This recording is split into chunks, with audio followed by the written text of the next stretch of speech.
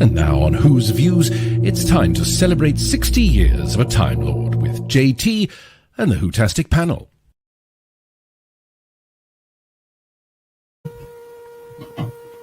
It's 23rd of November 2023. 60 years ago today at 5:15 on BBC One, a British television legend was born. Welcome to Who's Views and welcome to Diamond Day.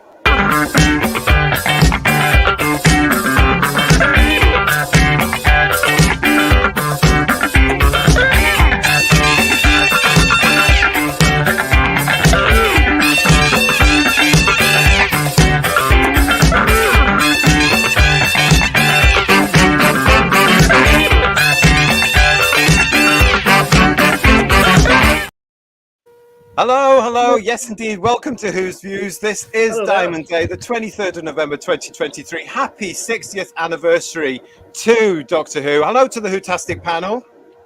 Hello there. Hello.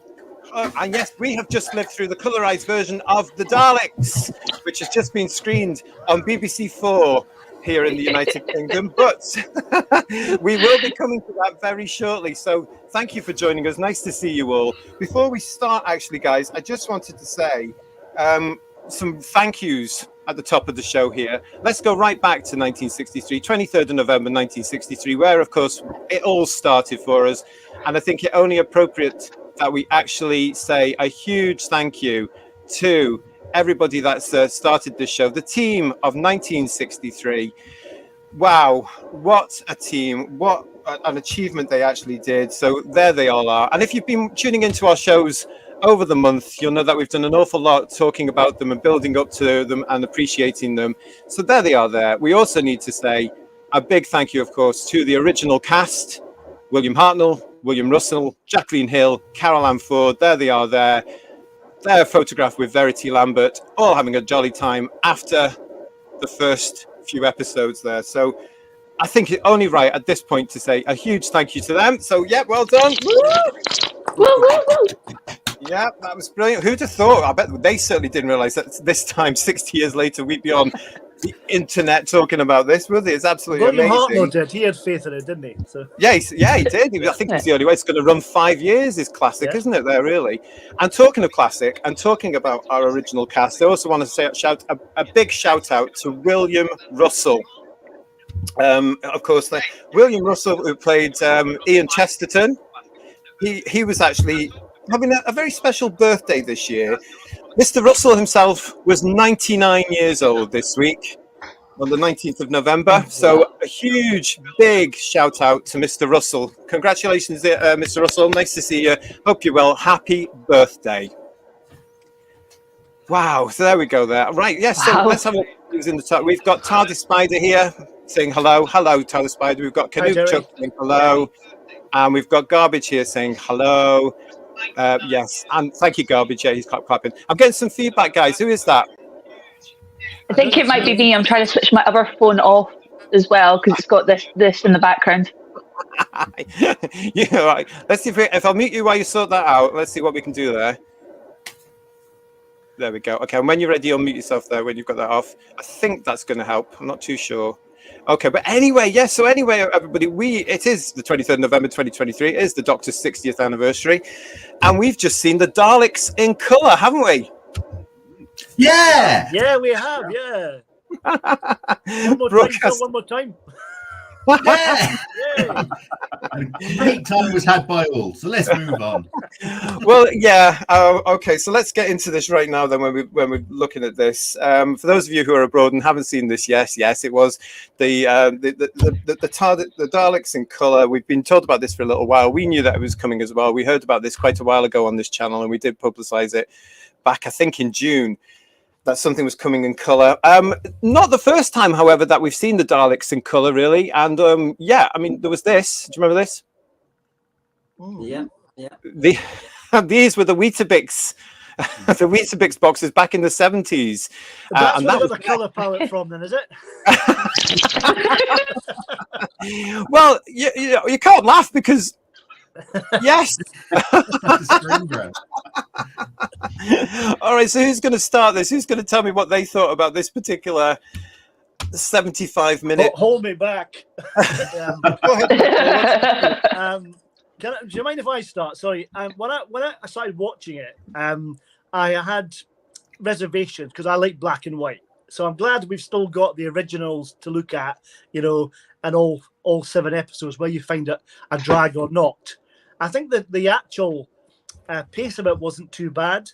I thought the music was atrocious, and I thought the colouring was often with colorization, especially when it's done from stuff that isn't originally in colour, like unlike Planet of the Daleks or Invasion of the Dinosaurs or Mind of Evil. This doesn't kind of sit very well. It's a bit like early Superman episodes that were made in colour. It's very bright colour, or Wizard of Oz kind of colour. But it always looks like that these actors have just come from Barbados for 2 weeks and they just come off their holidays. The skin colours aren't right. It's too bright. And what have they done to Scarro's sky, for goodness sake? But Well, the end, I loved it. Yeah, sorry, again, sorry. Didn't they get that from the 1996 TV movie? Wasn't that the first time we saw that Scarro was going to be red? I don't know. Well, I'm surprised my friend didn't shout it's the wrong colour, but never mind, another story. It wasn't quite like Destiny of the Daleks, was it, on that one? No, it wasn't. No. Oh, okay. Well, I mean, the colouring... I thought the colouring was the best thing about it, I'll be very honest, and I'd like to know what everybody in the audience thinks about this as well. So, you know, even when I got over the shock of a pink blouse, a lovely pink blouse for Barbara, I never associated Barbara with the colour pink in my life, actually. So I got over that shock. But yeah, I mean, I thought the colorization was great. Anybody else think about that, or was anybody critical of the colorization? I think I'd rather have had the black and white. I think the colour, it's like when you see those old black and white photos that have been painted over from, you know, way back when. It's supposed to be black and white, and just adding colour over the top doesn't make it colour. And yeah, so you're listening, just stop oil protesters. Anyway, sorry, Phil. But yeah, it just sat a bit awkward. I don't like colorized stuff. And to start the first few seconds in black and white was a bit weird as well. Do you know, with the yellow text on the black and white footage? Yeah.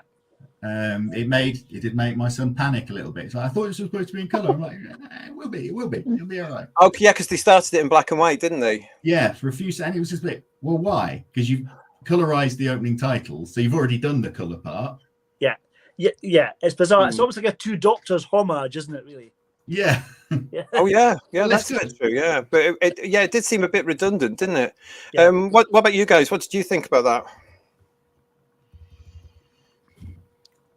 Wow. Oh, he's out. Forward to it. I was really looking forward to it. It's one of my favourite stories ever, and I love the book. All the things about it. I even love the Cushing film. I think it's a fantastic story. It's the one story where Terry Nation can't possibly repeat himself. So, you know, that makes it even better. And I was, you know, really looking forward to it. And just when I saw it, I just felt so underwhelmed. It was a mess. The colour, was the best thing for me. But the music, my God, what were they doing? Why mix original Dalek voices? Nick Briggs has to bloody well get in there, doesn't he? He's like a rash. Well, David Graham's in there as well. He's done a couple of extra recordings as well, I think. The voices were absolutely fine, and it jarred because they changed them part of the way through. And you know, when the Thals were going for the food and they got ambushed and everything, and you heard, you know, I like the new effects for the Dalek guns. They worked for me. But the sound effects, in the middle of all of that, there were some of the trooper guns from Resurrection of the Daleks. I don't know if you noticed that. Yeah. No, I didn't actually. Where was this? Just as they were doing the ambush on the Thals, and the Daleks were firing left, right, and centre, there was some of the sound effects from the, you know, the trooper guns that they had on their arms in Resurrection. They had that sound effect. And I'm thinking, surely you haven't just lifted some action sounds from a 1980s and just played it over the top, because I mean, it would have been easier to do them from scratch. I don't know why they were in there. I mean, casual viewer, it would have gone past, but you just tune into it straight away when you're sad like we are. Do you mean fans, Ian? Do you mean fans? Why did they Dedicated. change the music at the start as well? Why couldn't they just have the intro theme tune? They always have to. Yeah, why can't they learn that the original theme is perfect? Don't play about with it. That was awful. It really was. Yeah. Well, the whole you thing. guys have... Go on, Kirsty. Sorry, I was just a question to all of you. Then, would you have preferred if they just released the Unearthly Child as it was this evening as like an anniversary instead of mucking around with colour? Personally, I think they should have colorized the Daleks and then released it as the 7 episodes we know. Yeah. I mean, the whole point of this, of course, was that having been told that Doctor Who from 2018 is not for us, we're now being told that Doctor Who from 1963 isn't for us, in my opinion, because what they did to that was the editing was shockingly bad. It was absolutely awful. It lost any gravitas to the story, any threat to the story, any mystery to the story. It didn't build because they have this. I noticed that Russell T Davies was on something recently, and he said that they were going from the results of studies and all this sort of pretentious stuff that they will do that says that young people don't do this and young people don't do this and that, and why?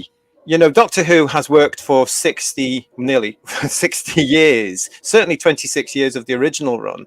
And okay, I don't know, it just, I was like Ian, I was really looking forward to this. This was going to be my Doctor Who anniversary treat. I was looking forward to this more than I am the Tennant things, to be very, very honest. And I feel a little bit sort of, okay, that wasn't for me. That wasn't for me. It was just too fast. There were bits added to it. Yeah. I'm terribly sorry with Mark as well. Marquez. I'm a big fan of Marquez. I didn't think the music suited the show at all. Yeah. And at one point, it went hilariously camp. Yeah. I don't understand that. What's going on there? Back to the music. The music is, in the original, the music works really well. And Tristan McKay's music does work most of the time. But when they put in extra bits, there's bits from Master Plan in there and things like that, and that works quite well in some places. But a lot of the time, when there's no music in the story, it's much more atmospheric. Less is more, and it's more scary. There was just music constantly. And the bit when Ian and Barbara and the Doctor and Susan are in the lift and they're trying to get Ian out the Dalek, that was a bit like Benny Hill. It was back to Destination Scarrow all over again. Oh, we can't talk about that. Oh, sorry. My headache. But no, it really was. Listen, I want to say thank you to everybody that's joining us in the chat. We've got lots packed in for this Diamond Day special for us today, including, yes, stay tuned for our take on #Davrosgate. That is coming up a little bit later. Let's just say I do like some of we are going to be getting there in a second. I want to say hello to Scottish Davros, one of the biggest Davros fans you're ever going to find. He's really annoyed this week. He said that was bloody awful. That's the way to actually put it into words there. Garbage is saying here it shouldn't have been shortened. He's also saying Time Muddler is very quiet. He's going to explode like a neutron. I think he is. I'm just waiting for that. We've also got Sam here. Hello, Sam. Did they just colour everything in with colours of their own choices, or were they mainly the same colours as it would have been at the time? Was Jackie Hill really wearing pink? No, she was wearing blue, but I think they changed it to pink because Caroline Ford was also wearing blue, and they were trying to maybe look at that. I don't know. Part of me also thinks there might have been political messaging and everything because everything was blue and pink. I don't know. That may be me reading too much into things, but it wouldn't surprise me with this way we're going. Yes, the Time Muddler, you are very quiet. What's your thoughts? I was gathering them to think, what am I going to say? Because to do a reaction on that, RTD. Don't hold back. RTD promised us a musical episode, and so we've just had it. That was Doctor Who in the West End. That was, I thought, remember that programme they used to have on BBC One at around 7ish, and they used to have like the news of one year, and they had all the hits. And to me, it was like the match of the day highlights of a Doctor Who serial to music, and so basically with a slight bit of fast forward, because I just felt as though, oh yeah, they're up the mountain. Now they're down the mountain. Now he's dead. Oh damn! And now and the Doctor's under the and it was just like bam, bam, bam, bam, bam. And so you got. It said that the editor was Benjamin Cook. What did he edit? I mean, I know he took 4 episodes out, but he didn't edit in the way I thought he was going to edit, which is we can't put everything in. We can't have the expedition. We can't have that. We can't have that. Oh, actually we can, but we just go faster and interlace the plot with flashbacks and some music. I mean, the bit where I think you called it the camp music, where it seemed to go a bit kind of... Benny Hill. Benny Hill, yeah. Where they were trying to squash so much adventure in one moment. And unfortunately, as Paul was saying, that's when you get a bit of tension. And I think you have to decide. I mean, Benjamin Cook, I thought, was a journalist the last time I looked, who did The Writer's Tale with RTD. He's and was allegedly also a writer and journalist. I'd quarrel with that, allegedly. But go on. He's a bit of an internet troll, I think, to be honest. I'm trying to be kind, but the thing is, you'd need a real masterful editor there to really think, what are we trying to do? I mean, I understand that all of us won't like it because it wasn't pitched at us. I will be intrigued to hear what in Doctor Who these days is, Brendan? No, RTD did say on that morning show, was it yesterday? He said it's for a different. So Phil, you might have the answer. What did your son think of that? Because it was pitched for him. He loved the music. He really liked the music, and he sat rapt. I mean, we sat on the sofa. He was next to me. He didn't take his eyes off the screen. Just tell us, Phil, how old is your lad? Ted's 9. There you go. It's worked. And he did. I mean, there was this element of panic at the start in these first few seconds of black and white, and he was really anxious. Like, I thought it was just going to be color. The colors came up. Bosh, he was on it. He really did. Did you get the story? Or have you not had that conversation yet? I'm not sure. See, because he stayed up a bit late to watch it, so I was in trouble when Mummy came home. Do you think Phil, he would be tempted? That I think us as real fans, we know that there's 7 episodes there. Yeah. So this is an in for a younger audience, an in to it. Do you think your son might be tempted if you said there's the 7 episodes there? I'm not sure.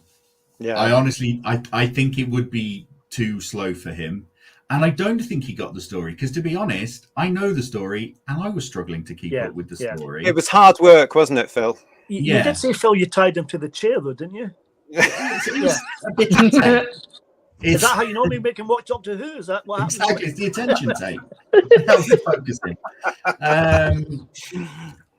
But yeah, I struggled with it, to be fair. And the constant flashbacks to stuff you've seen literally minutes ago, where you could have put something else in. Let's have another shot of the city on Skara. That's what it needed. More shots of the Dalek city. I didn't understand that bit at all. But moving up from Ted, who is a Who viewer, so hello when he watches this. Hiya. Let's move up a little bit to Kirsty, who hasn't ever seen this story before. So what was your take? I have seen bits of it before in black and white, and seeing that they were doing that as a celebration, I was quite excited. And I thought the photos actually look really cool, and it's nice that it's just a difference and nice fresh take on a wee birthday present for us Who fans. But hearing that it's what's been said this week, that it's not for this person or it's not for this person, and stuff's getting condensed down, it just really, for trying to bring fans back, or young and old, or new people in, it's not really sealing the deal very well yet. So I'd much rather just go back, as Paul would know in my Padawan training, and just go back and watch it in black and white than see it in colour. Interesting. We've got Time Lord 2023 who's also joining us here as well. And look at this. I really enjoyed the Daleks episode in colour. It was so beautiful in colour. It was absolutely good. It's nice to see you, by the way, Time Lord 2023. Lovely to have you here. It absolutely was gorgeous in colour. I mean, we had these stills that I'm showing, obviously, as we were coming through. And these stills are beautiful. I actually really I don't know about you guys, I got excited seeing these, thinking, oh, the colouring is gorgeous. And I think that was really... for me, the best thing about it.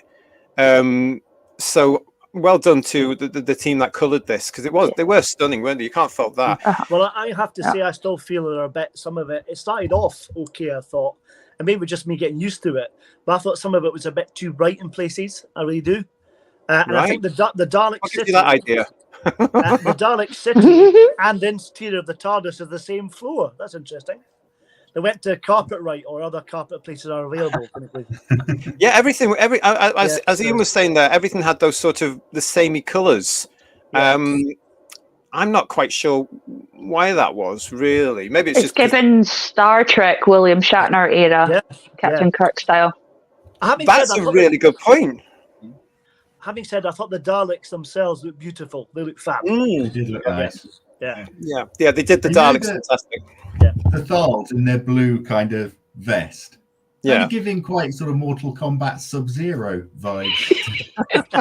I'd never thought that they would be blue. I kind of assumed they'd be white. No. So yeah. I was disappointed they didn't have the makeup they have in the Cushion movie because they're normally made up really heavily. Do you know what I think you may have done here, guys? And I'm probably way out here, but I got the vibe that instead of going and looking properly at the 7 original episodes again, they went to the Peter Cushing Doctor Who and the Dalek movie. And they looked how that was condensed into 85 minutes or whatever, and how that looked. Because that film actually, of course, captures the essence of the 60s, doesn't it, beautifully through the music it's got there, which was a lot calmer than the score Mark Ayres was instructed to do for that one. The sets, the fact it was the first time the Daleks or all that, because part of me was actually expecting to see the black Dalek, the red Dalek, Well, you got that later at the end. We'll come to that. Oh, really? Well, I didn't see the end. Yeah. Well, just to reiterate, if everyone did see it, and there's for JT's benefit, there's a compilation of the journey continues, and you see lots of Hartnell clips in colour. And one of them's from Dalek Master Plan. I think it's a Dalek with a red dome at one point, so it looks fantastic. I need to watch it again, but that was great. If that's going to encourage kids to watch it, and I hope that Phil's son enjoyed that part of it, because it's very intriguing to see the what could come next. That really intrigued me. I like that part.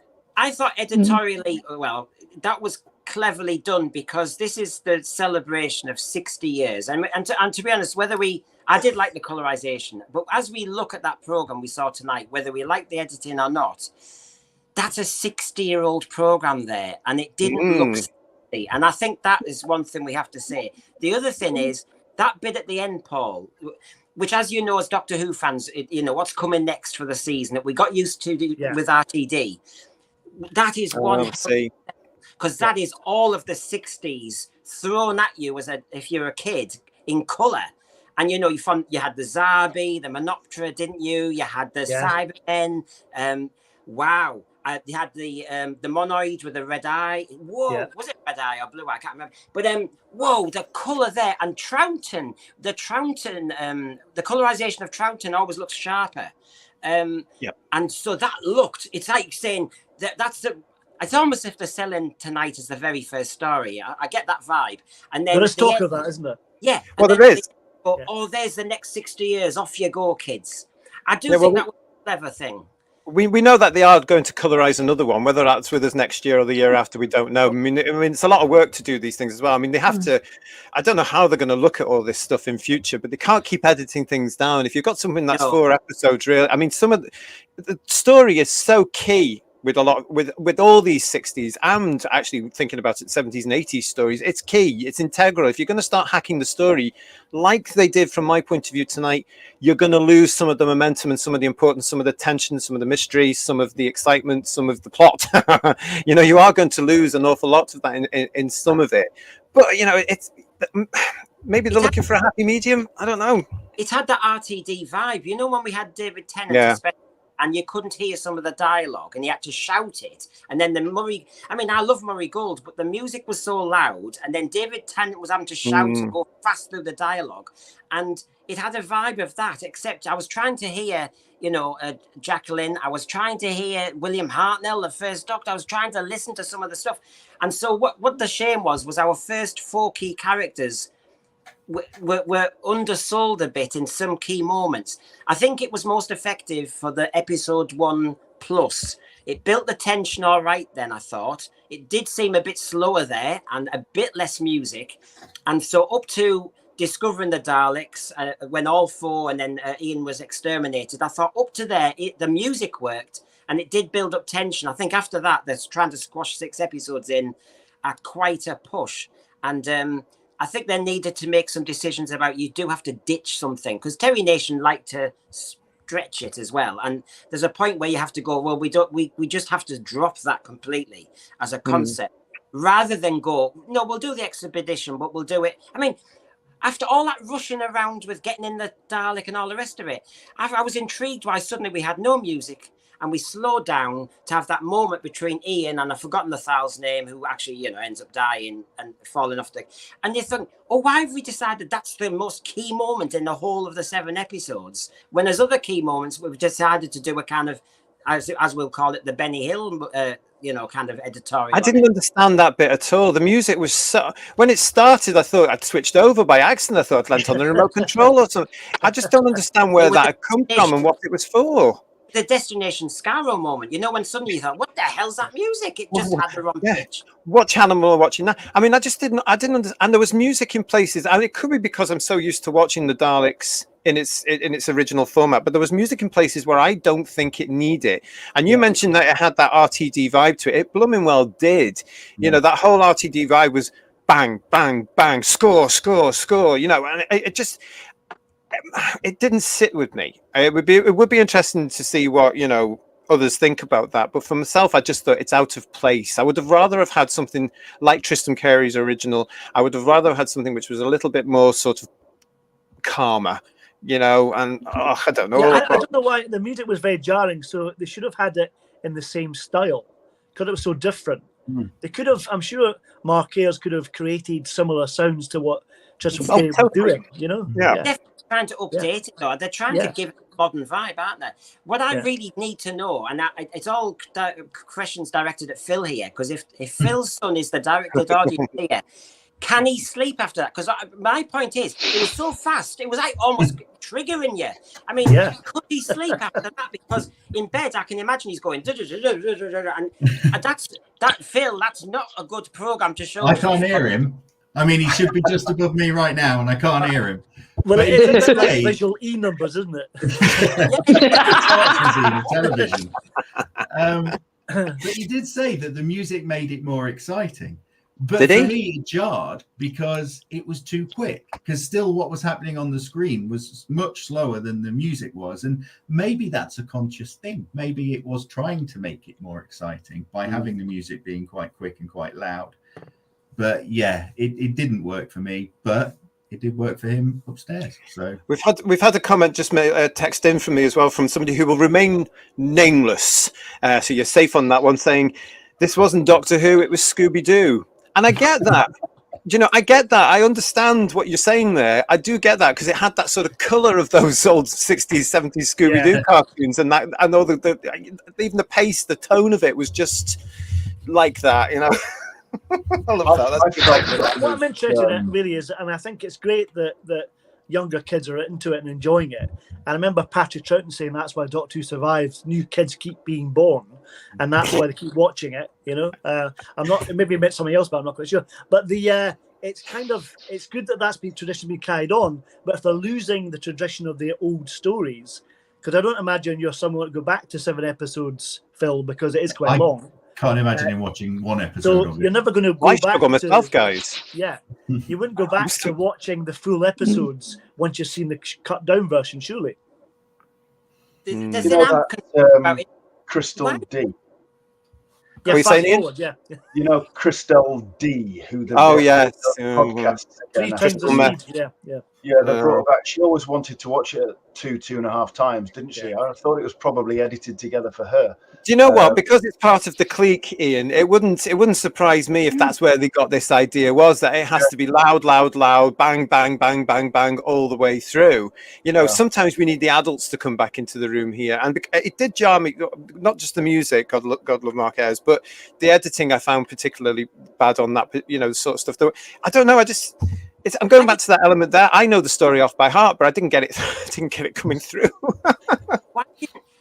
Look, I mean, there's so many decisions I'm intrigued by. I mean, I'm glad it came back. I mean, because I was looking forward to this, and there's bits I'll take from it. But why 75 minutes? Why not 90? It's a 7 episode story. I mean, somebody said, let's take a 7 episode story and do 75 minutes. You really are ejecting more of the story than you're keeping. 4 episodes stitched 3. I mean, please, I want to know. 90 would have. I mean, it's still a hell of a job, but I think about 90 minutes, you might have just been able to breathe. Do you know what? Brent? I agree. I think it should. But do you know what? It might be down to all this blooming blessed research they seem to live and breathe by nowadays, isn't it? Would these young people be able to watch 90 minutes? Because they can barely watch 60 minutes now, can't they? Because well, they are talking about colorizing the war games. Imagine how short that's going to be. Good God. Yeah, well, that's why I think that can't be right. I think that's another a fan rumor, because they can't be. That's 10 episodes, and it's going to last. It's going to last 60 minutes, please. Yeah. Well, on YouTube, you can find all the Doctor Who bits, and you get some fans who do 60 years and 60 seconds, or one episode per frame.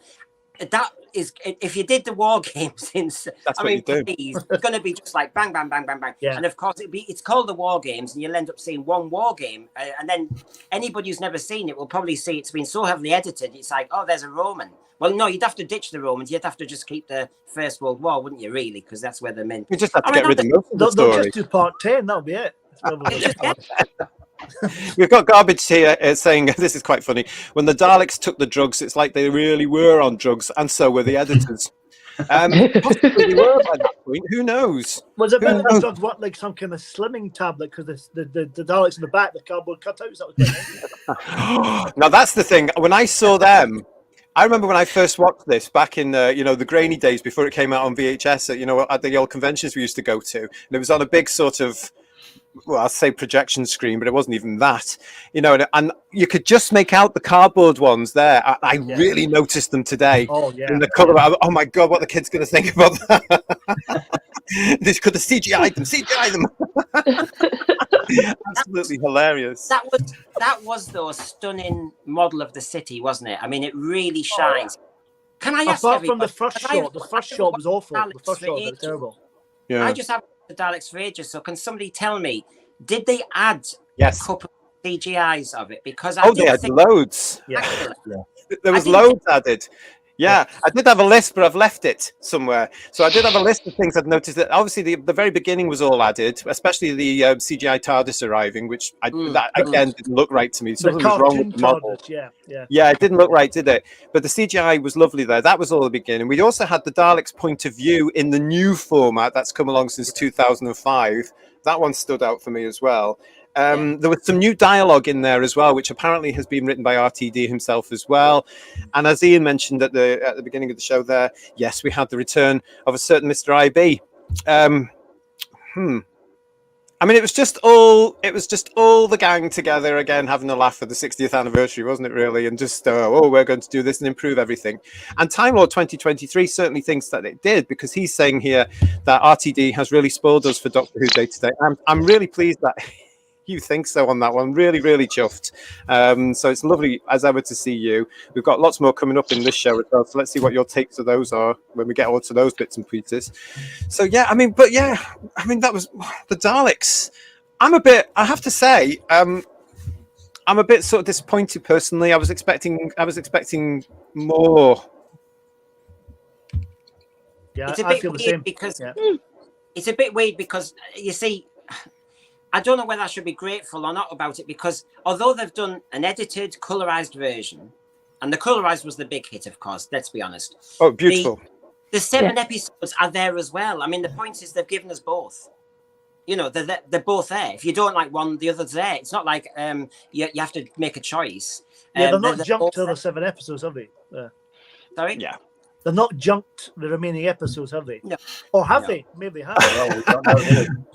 Well, you never know. Are they problematic? We'll be coming up to that very soon. Oh, yeah. Stay tuned with us. But no, I noticed. I mean, I know you'll have been racing back, but then, as I was getting ready, I heard they were starting an adventure in time and space on the same channel, and of course, the announcer said discriminating language. And really? Did they really? It was only made 10 years ago. It shows how far society has fallen in 10 years, doesn't it? Yeah. Do you know what I mean? And how ridiculous we've gone. Well, I'm looking forward to seeing if Shooty's been replaced and replacing Matt Smith in that. That'll be interesting. That would be a bit rude. Well, apparently there's a rumour going about that they're going to put Shooty into Adventure in Space and Time. Well, that's come about, Kirsty, because this very week at the GQ Awards this week, Ncuti Gatwa let it be known that he's recently filmed a scene with the original Dr. William Hartnell. And so everybody's Oh, no. assuming that's for insertion into the Adventures in Time and Space rather than Matt Smith being at the end. But that's a bit rude to Matt, really, isn't it? Yeah. Yeah, Yeah. And it that was brilliant. Yeah, just Although leave it apparently be. Mark Gatiss said that was deliberate, and there's always a way of doing that, and that's why they shot it that way, apparently. But, Aye, right. Aye, Yeah. right. And yeah, Shooty would have been shot if he gave away something from the actual series. So it has to be that, or he's just lying. yeah, has to be that. Yeah. That'd be shocking. That'd be absolutely shocking. Well, what got me... But it Sorry, wasn't go on. No, I'm just saying that's just wrong on every level. Nothing against Shooty or anything like that, but that's everything against Matt Smith. That's developing a culture, Bad Wolf and BBC or whatever they want to call themselves, which is just like an overwhelming, blinding arrogance that they can go right back to 60 years or they can go back 10 years and just put their own particular stain on it. You know, nothing's sacred anymore. These things are, you know, if some of them, they get into the way that if there were buildings, they'd have a preservation order on them, don't touch them, you know, and they're just. Yeah. That's But true. this is the whole argument, isn't it? This is the whole argument about the technology now. Daleks. This is the whole argument right now we've got about the AI and what they can do with CGI is they can effectively, as we've just seen with the Daleks in colour, they can go back to things decades ago and alter it. They can now bring people back from the dead, as we saw with Star Wars Rogue One, you know, with Peter Cushing coming back into it. I mean, it's absolutely bizarre what they can actually do now, but it is one of these sort of things where you've got to look and say, when is enough, isn't it? You know, so I don't know. So but that what I was quite shocked about with that was simply because when Shooty talked about this at the GQ Awards, he always has to bring up the colour of his skin. Yeah. So he was going on about, I'm the first Black Doctor in this scene, and I was just like, it doesn't matter, mate. Knock it off. You know, we're not interested. It really doesn't matter. RTD did that with the Newsnight clip as well this week, didn't he? He had two. Oh, did he? I didn't watch it. Yeah, I I wasn't live watching it, but I saw it on YouTube where basically two lovely little cute little reporters asking lots of questions. But RTD told them, well, after the first female doctor, we've now got the first Black Doctor. You know, and you think, I thought we were supposed to be colourblind and not aware of these things rather than it made an issue. It should be the opposite. We shouldn't. In the 90s and the noughties, we weren't discussing this, and now we are discussing this. So to me, that means we've gone backwards. Well, we have. That's it. Are they retconning Joe Martin then? Hardly. Well, she's the Black Doctor. Yeah, we some of us may want all that, but no, they're doubling down on all that. I mean, she was the Doctor, she was the Black Doctor, wasn't she? So Shooty's the second Black Doctor. I would say. Ian, you make a very good point, what you said earlier about the kind of destroying somebody else's work, because I find it funny. Remember, RTD made a thing of saying, I will not destroy or cancel Jodie Whittaker's and Chris Chibnall's work. So he preserves a friend of his work, and I understand that, I get that. But he's happy to really doctor and mess around with Verity Lambert's and other people's work from then. That's allowed, but not Chris Chibnall's. I find that intriguing, and it's also hypocritical. Well, I mean, hypocritical is one of his middle names, isn't it? It's Russell, don't drop the T, hypocritical Davis. I mean, that's what he is, because everything's hypocrisy. But that's hard left progressive politics for you. Everything is hypocritical, absolutely every single thing. We're going to be coming through to that very shortly, as well as we start talking about Davrosgate. But they can't make their minds up because the left and the right, their own left hand and the right hand, they're all too busy trying to be virtuous. They can't quite match up everything. They're going to contradict themselves all the time. So anyway, that was the Daleks in colour. Oh, goodness me. We've got Java Bean here. Hello, Michael. Nice to see you. Bang on, Third Doctor. Stop messing about with the past. Yeah. Well, there you go. Yeah, you got that. So that was the Daleks in colour, everybody. Wow. Okay. So we'll move on. Thank you, everything, for the comments on there. We've lost Kirsty. She might come back and get us with that. But yes, today it's been a busy day. As usual, on what is now known Doctor Who Day. Please don't ask me why. I have really no idea. But every 23rd of November, this actually strolls around, doesn't it? Doctor Who Day. There's lots of different things that happen. The BBC tend to go for it on their social medias, and this was no exception. And it started very early on as well, because I don't know if any of you have seen this, but in Cardiff at the moment there is this very interesting light and water display going on, which actually looks very, very impressive. That's cool. Yeah. It looks really good. Now, this thing moves. For everybody that's abroad and hasn't seen this yet, this is a projection on what looks like a massive big water spray down in Cardiff. And it's a video projection that's playing all these images to celebrate 60 years of the Doctor. It's actually very, very effective when you look at this. If you go to the BBC social media, you'll be able to see that. And I was quite impressed by that. I just thought, well, it's a shame it's in Cardiff, really. But not many of us can see it. But there you go on that. But that was one thing. Amazing. It does look amazing. I like the Cybermen marching towards you and going sort of like deeper into the water. It looked really, really good. Yeah. I thought blindly they've done something good. I agree. It looks fantastic, but there is a concern as I am still a licensed payer, and I am concerned that on Doctor Who Day, call it what you want, Doctor Who Year, all the rest of it, we've had a concert in Cardiff. That you've got that lovely light display in Cardiff. There's an awful lot of things going in little niches in the country, but I think we're all paying the same license fee the last time I looked. So I'd like to see the BBC share some of this celebration, or they want me to get in a car and go 5.5 hours to there, and I'm paying the same license as Cardiff. You know, sometimes I do get a bit irritated. I mean, there are other parts of the country also paying for this programme. Yeah. Yeah, well, that's because, it's just because they've been making it there for God knows how many years now, isn't it, really? I mean, we're talking about the fact that, Welsh government have announced just how much the show has brought into the city and to the country over the last year. It's amazing. Isn't this a laugh, though? They want to go global, and they can't even get out of Cardiff. It is. Other stuff we've had breaking news. There's been quite a lot of stuff that's come out today, as expected from BBC Studios / Bad Wolf, and especially on their media. We've had the covers to the new Steelbook and the Blu-ray collection of the up-and-coming specials. The Steelbook is on the left-hand side there, and that's your standard edition for the Blu-ray and the DVD. These will be out on the 11th of December, and you can pre-order them from all the good stockists, which include the Galaxy 4, the Who Shop, and Who NA. You can get them right now. But there's the covers in case you haven't seen them. Not bad at all, actually. Yeah, I quite like those. No, I like those. Yeah. We also had a special scene, Kirsty, didn't we? You noticed that a scene was dropped earlier this afternoon. Do you want to tell us about that? It was a wee Meep intro. I don't know. Hot off the press, as soon as I saw it 2 minutes later, I was like tagging you on Facebook. Introducing Rose as well, and Donna back. Fabulous Catherine Tate as ever. I think they could have used a better clip for today to release, or just not do it at all. I didn't have any kind of excitement from it. I don't know if anyone else has seen it. I've seen it. I enjoyed the clip, but I actually thought I was a bit underwhelmed by Meep, to be honest. But okay. Yeah.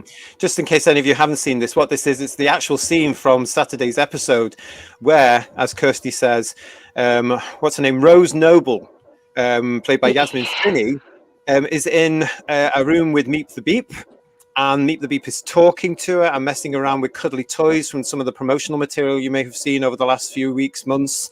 And then Donna interrupts them as well. It's a slightly more subtle performance from Catherine Tate on Donna as well, so that's very interesting.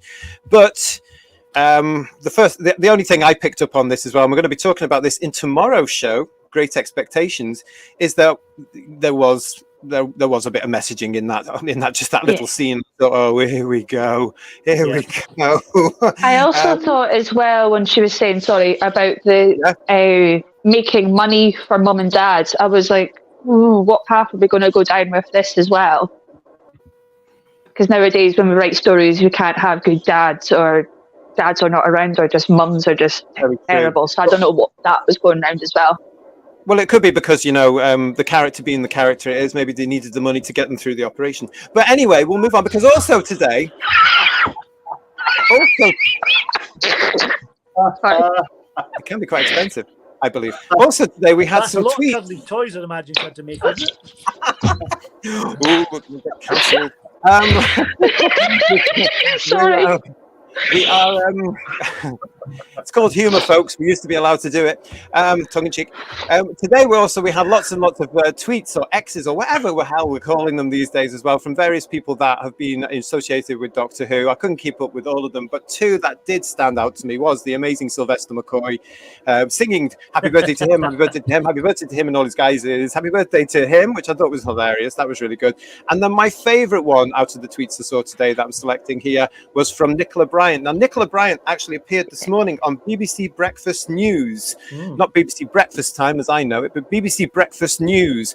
And she was there representing 60 years of Doctor Who and talking about the show. I never saw it, so I can't really comment anymore.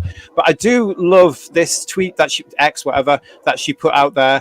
How can I express all the ways you've changed my life, enriched the lives of so many people? You are the best, and we are all blessed by the joy, the fear, the awe, the companionship, and the memories you have given us all. Thank you, and happy birthday, Doctor Who 60 today. Now, that photograph there is actually, she did a video to camera saying all this lovely stuff as well. And what really got me about Nicola's address there was simply, she said, thank you to the fandom. She said, thank you, because of you, the fans, that's why we're here today. That's why we're still here today. And I really appreciated that. So thank you, Nicola, for thanking us. It really is fantastic. I'm getting some really good feedback here, guys. Can anybody really just make sure all the mics are okay and the everything there, the sound's all right? Because it's really grating. Have a quick look. Let's have a look and see who's in the chat with all this coming on here. Garbage. Oh, look, Java Bean is saying here, bang on with Doctor, stop messing about with the past. I think I said that one. Garbage is saying, listening but not typing. Okay. We've got Alex here. This really didn't work for me. The colours were far too pink and it lost all the atmosphere. This is the Daleks in colour. Not helped along by the modern music, which sounded so anachronistic. Yeah, see, we're all on the same page there on that one, I think, really. Yeah, it was a bit out of place on that one. We've come to that. So also this week, has anybody managed to get this? Oh, what is that feedback? Ooh. Oh, it's stopped now. Yeah, it's okay. Thanks, Phil. Phil's going to, when he wants to talk, he can come on and off. That's brilliant. Thank you, mate. Right, so this is, for anybody outside the country that's looking, this is the 60th anniversary special of the Radio Times. Which £4.50. Good God! I didn't know how to say that. It was £4.50. I nearly wept. I was like, excuse me. The last time I bought this, it was about £2. I tell you what, folks, I texted JT and he said it's not worth it, and he's got it there. I'll have to go and get it. That's how I know. I bought it as well, thinking, oh, it won't be that much. And I went through as in Sainsbury's and went and got it and thought, my God, that's £4.50, and I had to check with the guy to make sure it was right. That's how I know it wasn't really worth it here, because it's not. It's just the typical Radio Times. What you've got is you've just got a couple of features, and they're not even features. I have to say, I'm going to be really critical about this. The alleged interview with Tom seemed to be missing from my copy. I don't know about anybody else that got this, but it really was. But yes, that was the main reason I'd actually bought the Radio Times, because the legend that is Mr. Tom Baker is featured in the latest edition of Radio Times. He's having a little chat. That's it. That's all you get there. That's what you get from this interview with Tom. I love the fact that this quote, "I'm mildly contemptuous of the other doctors," managed to get into the national papers this week. I mean, it's just so Tom, isn't it? It's absolutely brilliant. And it was taken out of context. Yeah. It was taken out of context, wasn't it, guys, by some of the dailies, the tabloids this week.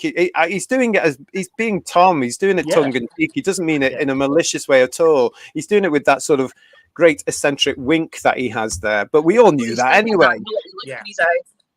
He's just brilliant, isn't he? He's fantastic to this very, very, very day. He's just brilliant. And of course, they did release some amazing photographs of Tom this week. Here he is. Absolutely fantastic pictures. Good on you, Tom. It's lovely to see you. He is 90 in January, everybody. Yeah. Yeah. I And it's really like lovely- these photographs, but it is quite, and people age, I know, but it's quite sad to see him at 90. I'm glad he's still with us, which is fantastic. But I often always think of Tom as between 74 and 81. When I see him like this, it's lovely to see him, but quite sad at the same time. So kind of bittersweet for me, really. But yeah, but it's just... Paul, you could say the same. If you said when Tom Baker was the Doctor, show me a photograph of you, and then now we're the victims of the same thing here, aren't we? yeah, As I'm I ancient said- as well, Yeah. Brendan. As I said to you in a text when you said it was bittersweet, I said he may have been a Time Lord, but he's not the Lord of Time. Unfortunately, true. we all show Yeah. it, don't we? And it is. I understand because we love him. But I'm glad he's still here. I'm glad. I think we all are. The Gaffer Yeah. is still with us. You know, the last remaining Time Lord of the original 4 Doctors, if you like, the epics that were the 4 original Time Lords. And it's lovely to see Tom. And it's still lovely to see that he's got that absolute twinkle in his eye and that mischievous glint about him. I'm so happy that, you know, the Radio Times got that interview with him, the feature with him. Oh, it's just lovely to see him there. So I don't know, it was, but we're so used to seeing him on the DVDs and stuff now, aren't we? Yeah, you know, we go back and see him, you know. But it's he's like sometimes when you see William Hartnell in the 3 Doctors, he's not quite the William Hartnell you remember from being Doctor Who. You know what I mean? It's just an odd kind of juxtaposition kind of thing, you know. Yeah, he's a precious thing because we've lost the first decade Doctors, and he's the only second decade Doctor from the show. That's what I mean. Yeah, and so you know, he is precious. He really is. Yeah, and he's. I still think when he's still got, sorry, Ian. No, so I think nobody's probably more surprised that he's still here than Tom Baker himself. Because he had quite a wild life, didn't he? But do you guys remember when in the 90s he booked his plot where he's going to be buried? Do you remember that? He's had it 1934 Dash. That was the one. Yeah, he used to go and visit it, didn't he? Yeah, he used to mow the graveyard, didn't he? Yeah. So, I mean, the last great British eccentric, he has to be now. He really does. And why he's not been knighted or anything like, mind you, I could never understand that, because you see the list of absolute non-entities that do get knighted, and you think, where the hell? I think it every year. Where the hell is Tom Baker? I mean, he might have been offered it and refused it, because that would be very Tom. It would be, wouldn't it? Yeah, yeah. And he wouldn't shout about it like some of them today.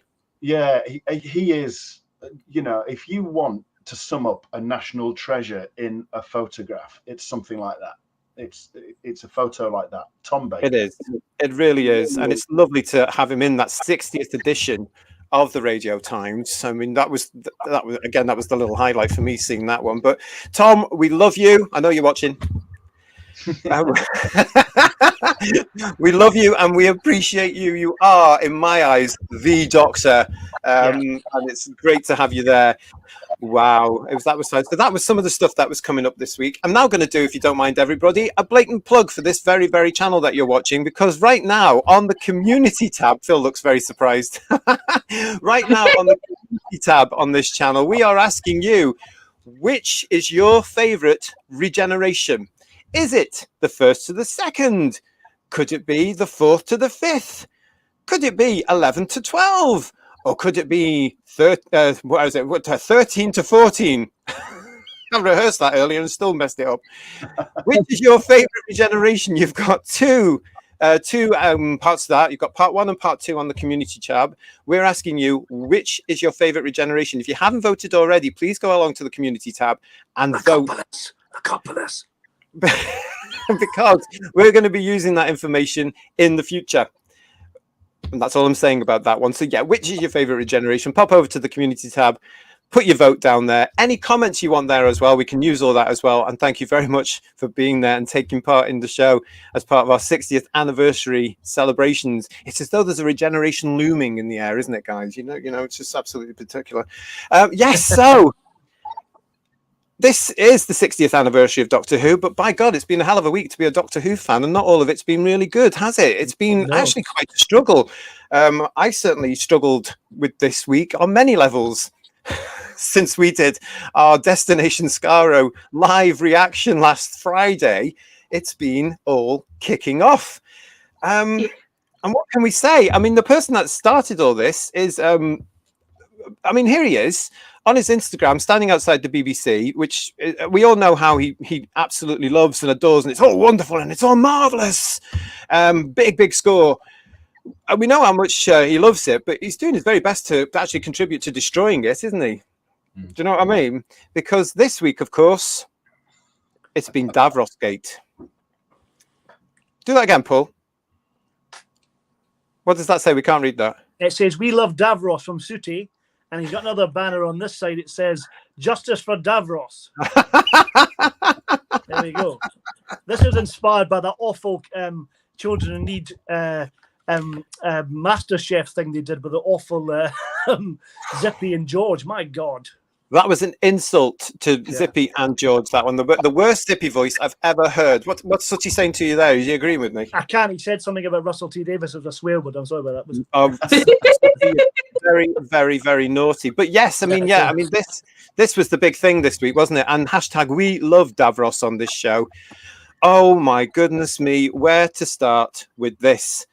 Well, I don't know where quite to start with this, to be quite. I mean, while we were doing our Destination Scaro live reaction last week, this news was breaking because we hadn't obviously watched the Unleashed that followed it, and thank goodness, because it would have changed the whole of our show live last week had we had this news.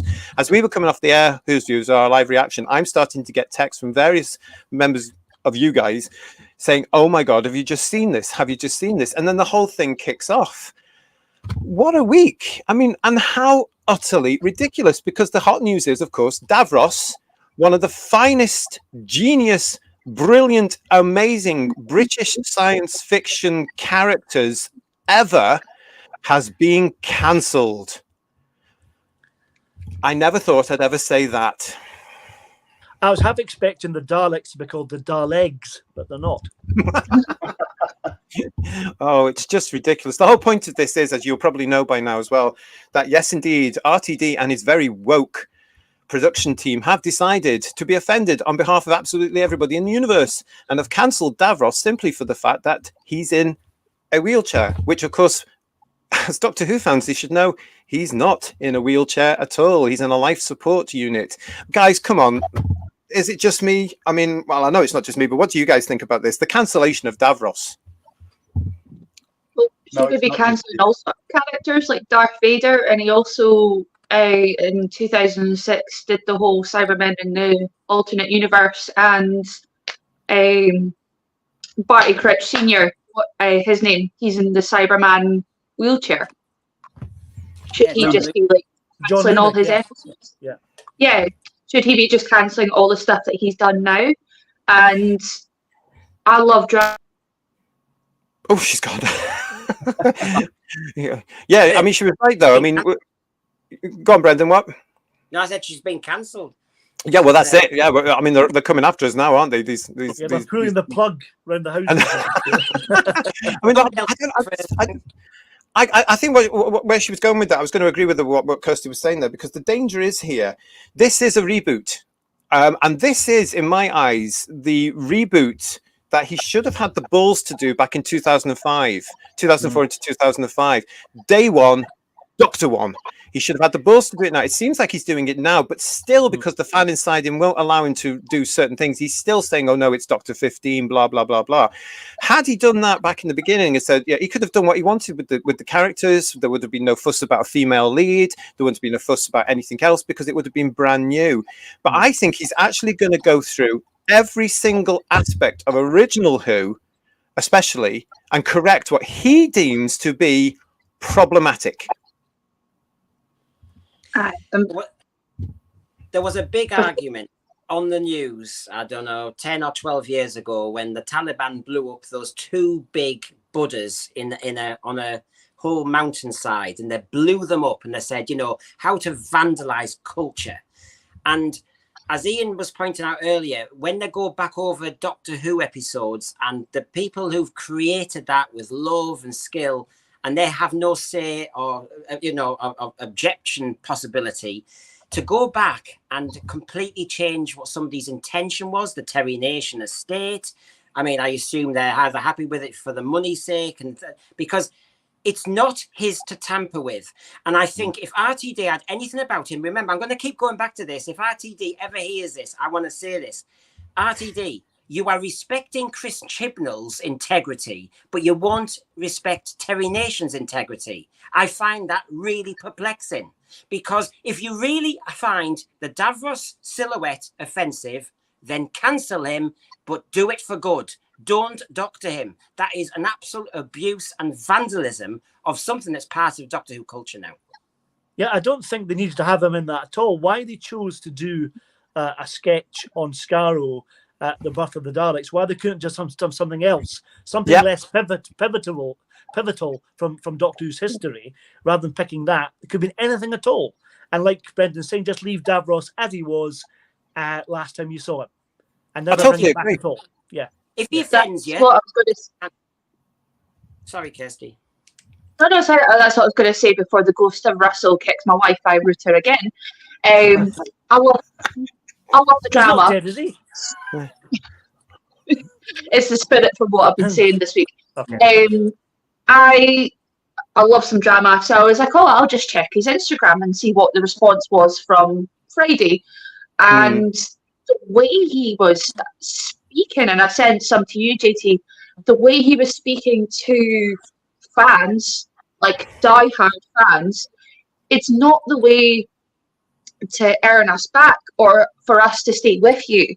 I'm a big comic book fan, and I love Star Wars, and I love Marvel as well, and just how the state of things, and you see with how they've tried to go woke, and it's an expression, go woke, go broke. Yeah. Do you really want us to stay if you're going to behave like that?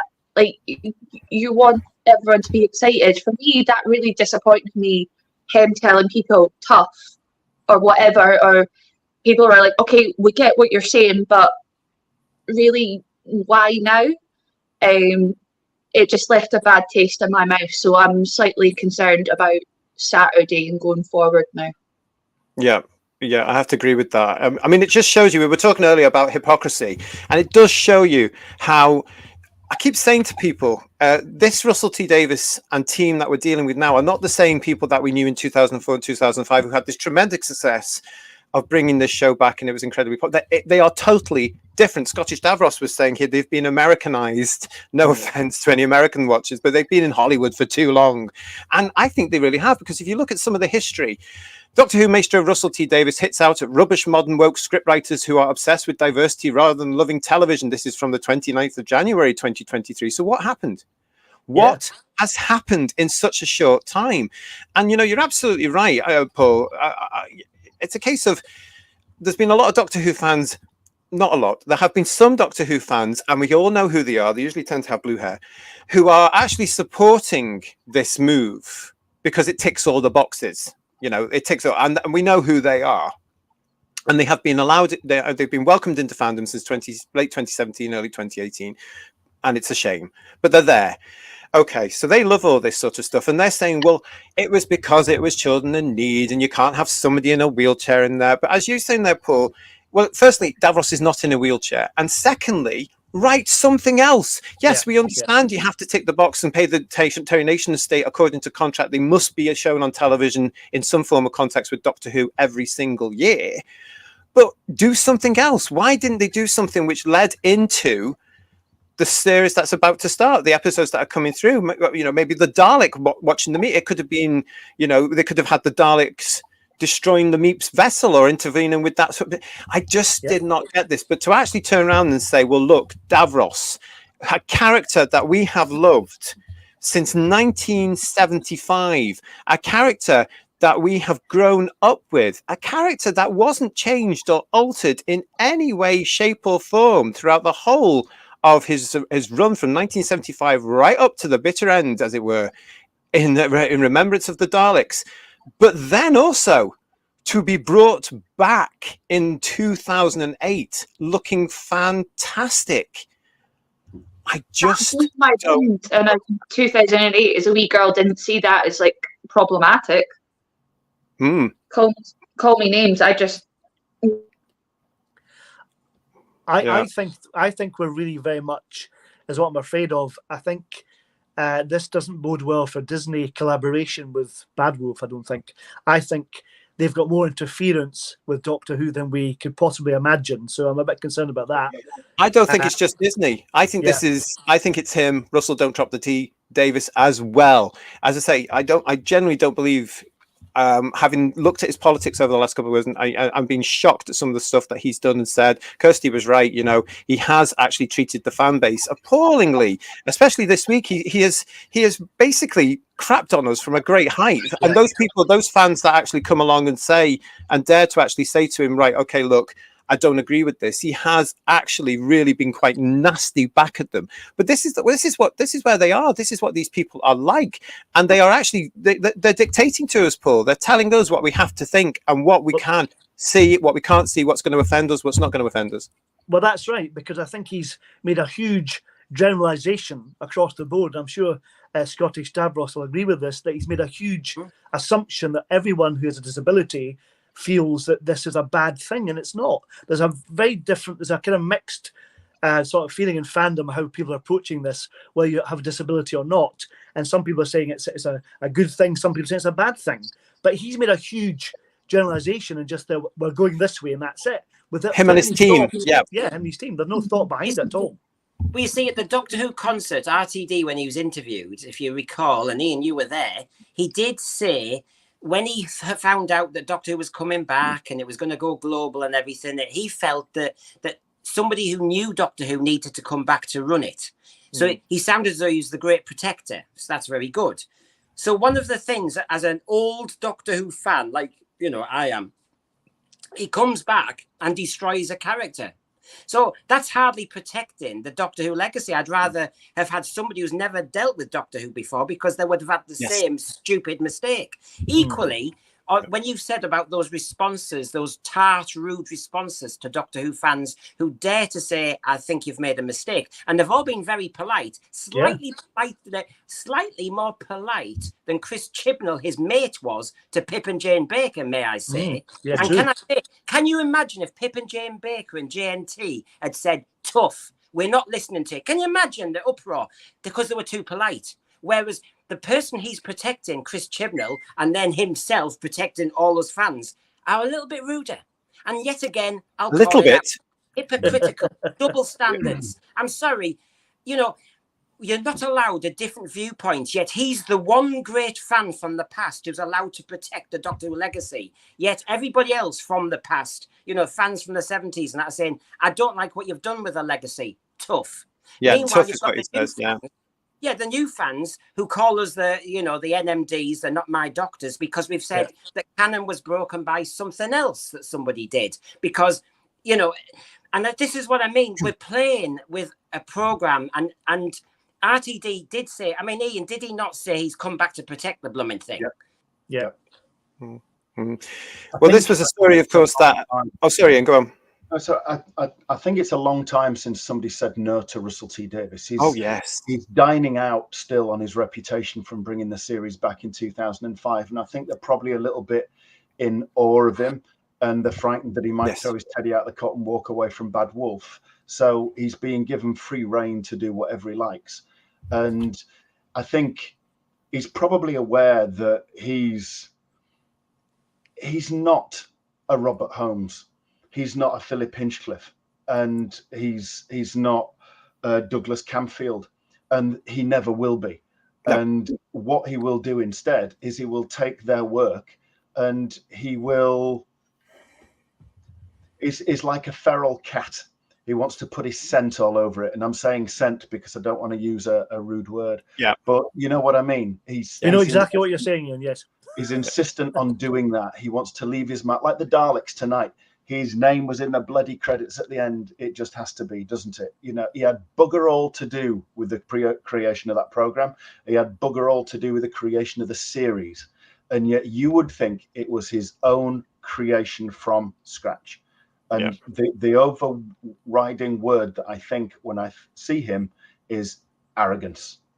Oh, totally. Yeah. And that comes out, it shines through, and it's getting worse and worse and worse. It really is. I want to point out the fact here that Daniel is here, Scottish Davros and Friends Wrestle with Pop Culture. I'm disabled and I was never offended by Davros. RTD is a smug git that does not have a clue. Davros was my favourite character. I mean, it is shocking that it's come to this. It really, really has. We've lost Kirsty, but she's in the chat. Stay with us, Kirst. She's saying that RTD really has annoyed me. Well, it's not just you, because this story, of course, was massive. Davros is an iconic British character. We all grew up with Davros. A load of us know. I showed the pictures there of the stories that he was in right up until the reboot era. So it made the national press this week, and some of it was on the front pages of the tabloids.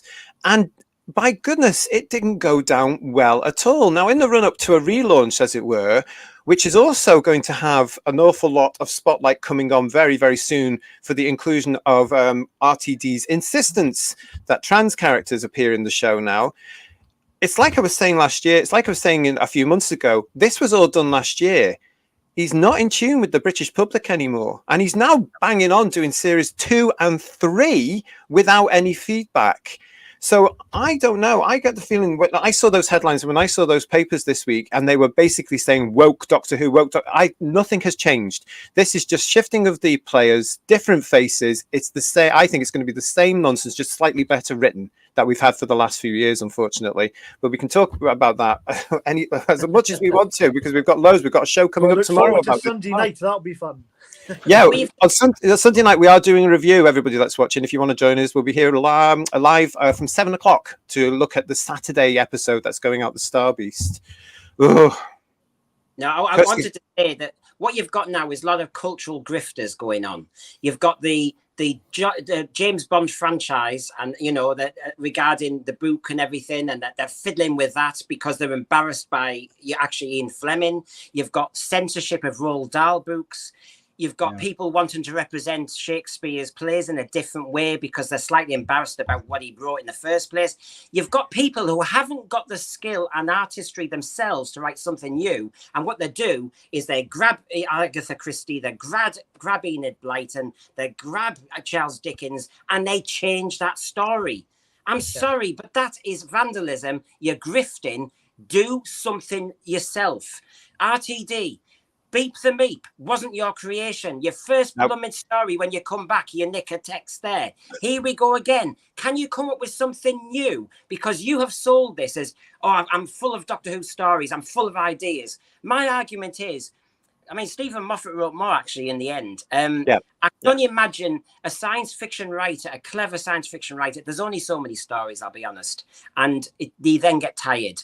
I don't believe that he's coming with fresh eyes. The only fresh eyes I'm worried about are he's going to say, I'll do an ET story, but with an added modern issue or intertwined. I'll do a modern quest story with a modern issue intertwined. The only thing that's new and fresh and exciting, they love to talk in media, is talking about the issues that we are talking about now. Yes, and absolutely.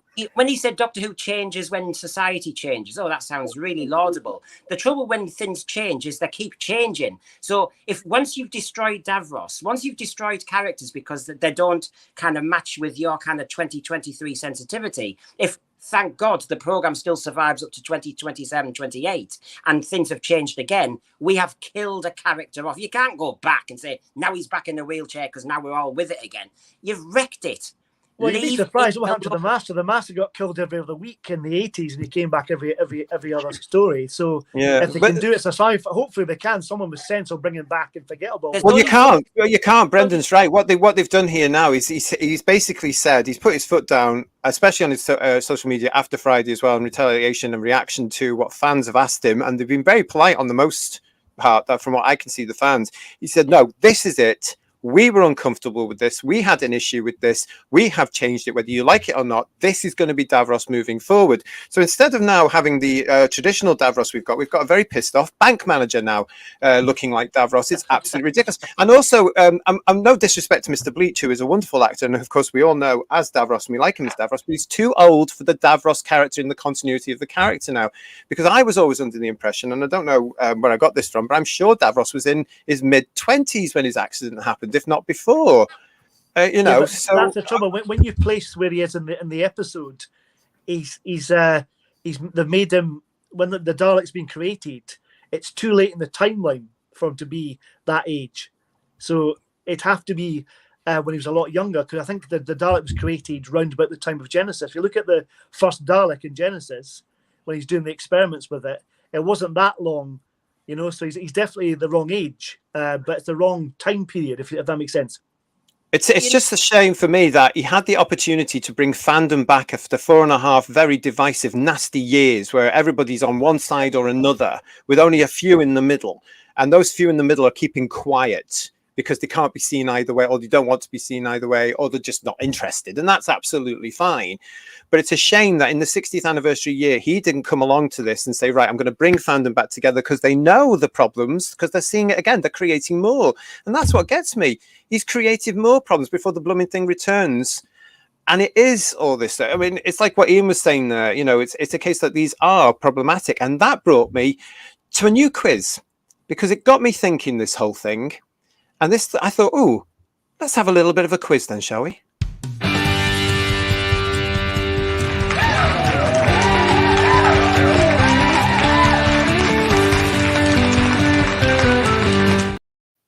Yes, ladies and gentlemen, boys and girls, welcome to the Problematic Game. This is a brand new quiz show for you.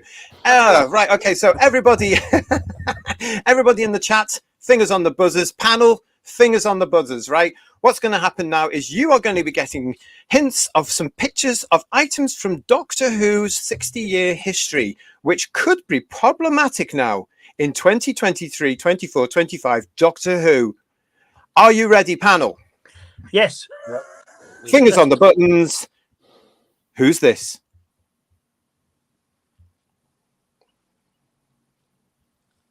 Do you need another clue? Yes. Hang on. When you know when you know the answer, shout it out. K9. K9. Oh, everybody, I think, got that one. This is, of course, the Doctor's metallic friend and companion. 3 years service, K9. But could K9 now be problematic from the new producers of Doctor Who? What if K9 no longer wants to identify as a robot dog? What if he decides to be a pussy?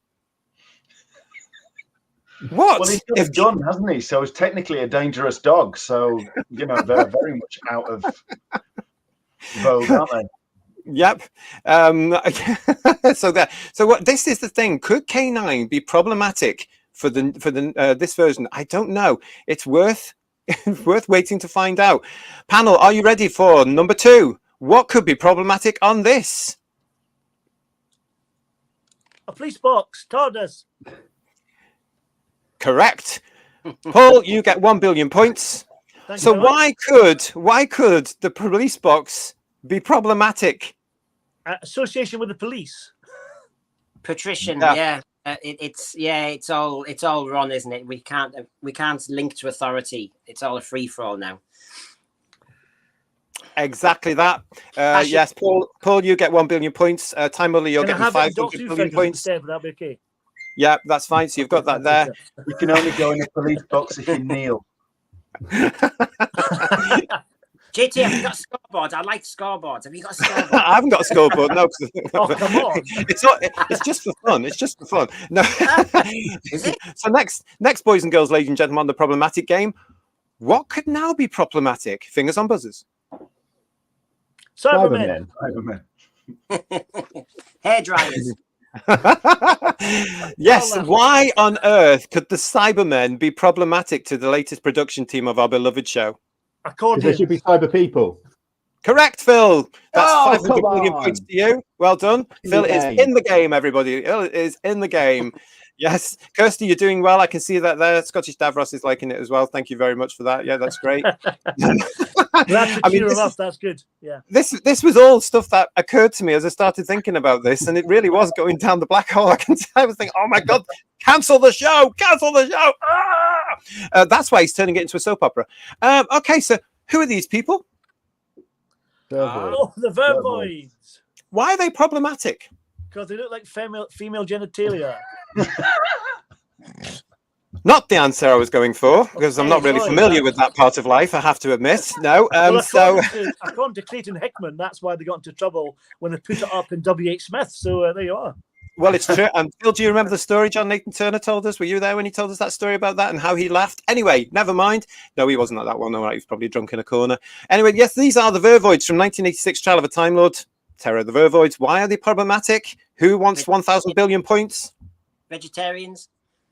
Very nearly. I'm going to give you 500 billion points because, yes, plant-based meat and food is the big deal right now, isn't it? It's absolutely everywhere. And the Vervoids are not very happy. They've started to protest and sworn they would never, ever, ever come back to Doctor Who ever again. Not that anybody had asked them, but they are up in arms. They are petitioning outside BBC Cardiff right now. If you go and look, they've got placards and everything. But, yes, plant-based food. You're eating a Vervoid. Not good. Problematic. Fingers on the buzzers again, panel. Are you ready for your next item here on the problematic game with me, Larry Forsyth? Are you ready for this? Here we go. Who's this? Cassandra. Oh, Time Muddler is really getting in there, gentlemen. You've got to up your game here. But yes, it's Cassandra. And why is Cassandra problematic? Taking the mick out of cosmetic surgery, I suppose. Mm. It's problematic. Yeah, we shouldn't be obsessed with vanity. We shouldn't. Yeah, but also, if you are watching this Doctor Who at any particular point, and when you've had all the work and everything like that, and you are running around like Barbie, and quite frankly, you're probably too busy being a socialite to watch Doctor Who on a social night. Let's face it. You will find this very insulting to you because you have been stretched and plugged and filled and gapped all sorts of ways, haven't you? Really? So you would phone into the BBC, wouldn't you, on the Saturday night, Sunday morning, half cut, saying, "Oh my God, that was problematic." So yes, Russell's own creation. Problematic now. Media. What? It's everybody in the media that is taking the mick out of everyone who we work with. It really is. We've all sort of leaned in now, and we've all got glasses on, and we're all like super bright.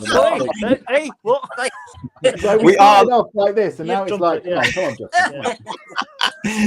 Oh, you are watching the problematic game with me, Bruce. Good game. With Bruce Grayson here. Yeah. Okay. Here's the next one. Fingers on the buzzers for everybody. What is problematic in this? Hey, I don't even know. Oh, it's drag queen. I have to say, Time Muddler is really going on. That's another 500 billion points for you because this is now. Why is this problematic? Ooh. Well, it's probably because nobody don't go to our first YouTube show. That was it, wasn't it? Drag to no. Did you see her in the trailer singing tonight? Yes. No, I did not because I haven't seen the trailer. She did. She moves and talks and sings. Yeah. Go. Well, let's just point. This is problematic. Why is a drag queen in Doctor Who? This is Jinx Monsoon, who's apparently appearing as the boys have just confirmed there in the first of Ncuti Gatwa's series. We've known about this forever, but whom is this problematic for? Us. It's still problematic for Russell T Davies because this was written and filmed, and because he's banging on about all these things that just do not exist, and drag queens have rights. Please, let me just point out right now, I have worked with some of the best drag queens in the business in my time. Some of the best ones. Got nothing against proper drag. I've got loads against American drag because it's all crap. But British drag at its best was absolute theatre. It was wonderful. But even JNT wouldn't and didn't go this far. But the reason this is problematic is because it's out of step. It's out of sync. Because right now there is a massive, massive discussion, when we're allowed, about drag queens reading stories, etc., getting too big for their boots, getting adult entertainers, etc. And now here's one in Doctor Who. So I predict that when this episode is aired, there's going to be an awful lot of backlash. Just a theory I've got. So I think this is going to be problematic for Russell, even though he accepts this particular problem. It's all right with him and his production team. This one is something that they're going to turn a blind eye to, like the other issue. This one, because they believe in it, is absolutely fine to be in Doctor Who. Yep. You've all gone quiet. Well, I think it's going to reflect in the viewing figures anyway, just with what's happened just recently. I think there'll be 2 million viewers if they're lucky. Well, we'll have to wait and see. I mean, if it goes so woke and all this rubbish.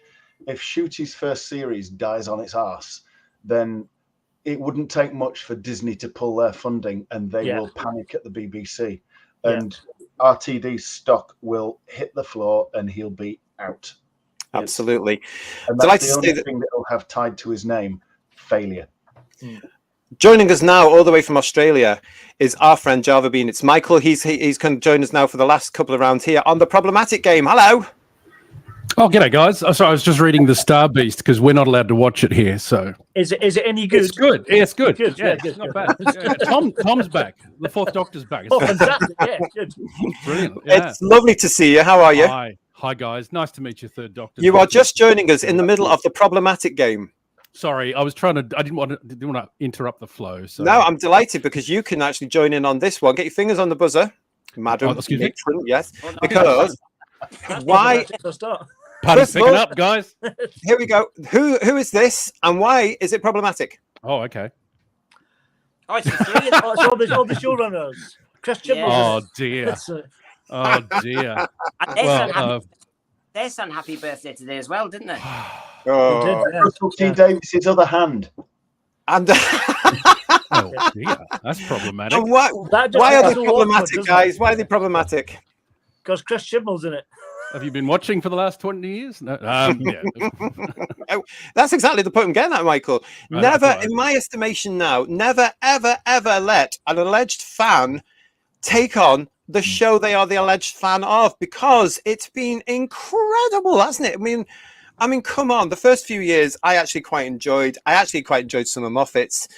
But look where we've gone now. Look where we are now. I mean, can anybody recognize Doctor Who today from, I mean, I really don't. And that thing we saw tonight, again, I don't know. Anyway, there we go. That's the problematic game there. One more for you. What is this? It's a lorry. Lorry's not what I'm looking for, so you're deducted 500 points. Tanker. What's it delivering? Milk. Oh. All right, yes, okay. I think somebody said it there. That was the clue. It does rhyme with that. Yes. Shat. Is it a big chunk of? Is it a big lorry of manure, which symbolises? Well, yeah, I think Paul got that one again, so he gets 500 billion points. It is a tanker, and that isn't. Wow, I've really come into a salty stream here, haven't I? Yes. Yeah. That was the problematic What's been happening this week, guys?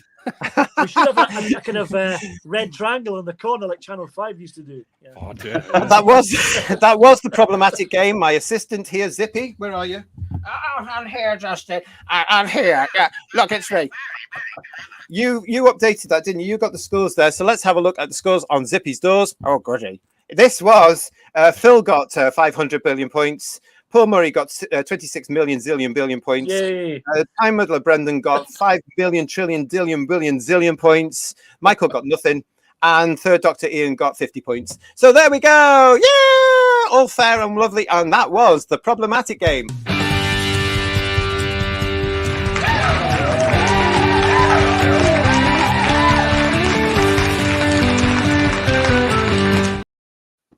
Again, that's very good. Yeah, but, mate, you are courting controversy, aren't you? Wow. Oh, I love it. Call me Madonna. Could run for 5 years.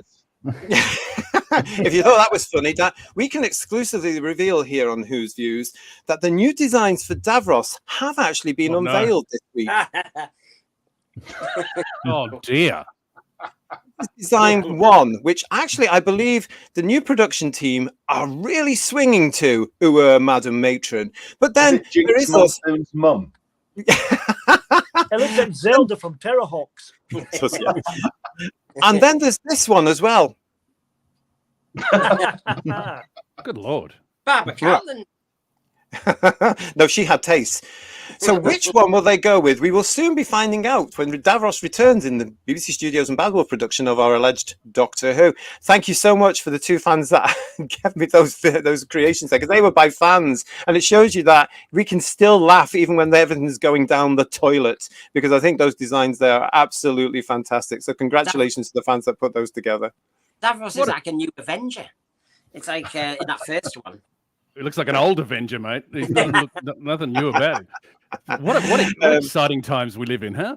Well, it really was. I mean, Michael, what's your take on the whole Davrosgate thing? You know, Kirsty. Oh, I couldn't care less. No, I'm serious. I don't care because I haven't, as you know, I haven't been watching for years. So yeah, same as Phil. I was thinking about I think it's weird. It's awkward. Yeah, I would never have thought of Davros like that myself. But hey, what do I know? I was thinking about it the other day. Like when I look at Doctor Who stuff and I get excited, it's all iconography for me. I'm only speaking personally. I'm not shaming anyone who loves it. Enjoy it. Knock yourself out. But the stories just don't engage me, and they haven't for years. Because like I said, I haven't watched it for nigh on a decade. So I can't tell you what's going on in it. So, but yeah, I think everybody's made interesting points. It's not the same show. It's to me personally, but I'm old and white and straight and male. So what the hell do I know? Well, that's a very and Australian. So we can't even watch the damn thing. Yeah, I mean, give us an update there. What's happening with? I mean, obviously it's over on Disney Plus in Australia now. I take it you guys are getting it on Saturday. Have you heard anything about this? It's Friday with you right now, isn't it? I'm in the future here. It's the 24th here. No, we can't. It used to be for those who've just joined us. Doctor Who in Australia used to be free to air on the ABC, the Australian Broadcasting Corporation, and has been since 1965. And now it's not. It's on Disney Plus. It's behind a paywall. So bugger that. We're in a cost of living crisis. I can't afford it. I'm not watching it. I mean, I haven't been watching it anyway, but it doesn't have the same sort of excitement here that it used to, put it that way. Michael, it's going to be very interesting, isn't it? Sorry, Michael, what did you do to celebrate the 23rd then? Because we've all been talking about. I went to work. Do you know, what I did? I had a look at my old photographs of doctors I'd met over the years, and I posted it. And I don't normally post things on social media because I don't like social media, but I did post it, and I tagged in everyone I know from the old show which I'd never do, but I did it just to say thank you to Doctor Who, the Doctor Who I grew up with, for being there, for being for basically being a show that kind of, I suspect, kept me out of trouble and was there during hard times and was always a place to retreat. So I didn't get angry about all the stuff that's changed and, whatever. It's not made for me anymore. That's very clear. So I just said thank you to the show and thank you to the actors who I could tag in, because they've been fantastic and it's been wonderful to meet them all. And thank you, Doctor. I let you go, as they can't say. Stand it when fans of our age are told it's not for them anymore, especially when some of them are still paying a license fee. I have some breaking news here for us as well. It has been confirmed that Ncuti Gatwa has now been edited into an adventure in space and time where Matt Smith was. So that has been altered. We were talking about that on the top of the show, and that's been confirmed now. Thank you so much for my sources for texting me and let me know as we are live here on the show here on the 23rd of November. There was something we got today. Sorry, Ben. Sorry, I was just thinking, because Ncuti's got so many costumes. Which costume was he wearing? That's the interesting one. The leather one of those dresses he was wearing, wasn't it? One of the dresses. I just don't understand the point of this at all. But I think it is interesting what you're saying there, Michael, as well, about what's going on abroad. We have a show on Who's Views here. If you're new to the channel, welcome. Thank you for coming and putting up with our madness, especially mine right now. But we have a show on runs once a month on Sundays called Sunday Breakfast Live. And on that show, occasionally Michael joins us with some update news from Australia. And we also have TARDIS Spider, who I know has had to dip out now because he's got a life and he's got to go somewhere. But TARDIS Spider, the lovely Terry, also gives us updates about what's happening in his part of America. He was talking recently about an event he was hosting at a library in Foley, Alabama, over in the USA. And he's worked so hard on this, and it was his contribution to trying to promote the Doctor's 60th anniversary. Have a look at this video he sent us from the actual event. We have arrived in Foley, Alabama, at the public library to help them celebrate Doctor Who Day. And one of the librarians is Miss Shelley. And of course, she too is dressed as a doctor. Hello, Shelley. Hello, how are you? Happy birthday, Dr. Who. And of course, we know what today is. It is indeed. It's Doctor Who Day. And what birthday are we celebrating? 60! Happy birthday, Doctor Who. Happy birthday, Doctor Who. And hello, Who's Views. Hello, Who's Views. Thank you. Now the world knows you eat cookies. The world does know that she eats cookies. Thank you so much for that, Terry. Really appreciate all the videos you sent me. It's absolutely fantastic. And hello to everybody that was in that video.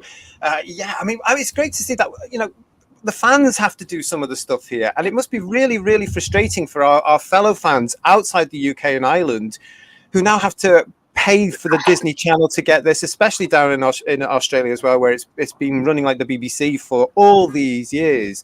I have to be honest, I do feel for them. I think it's outrageous.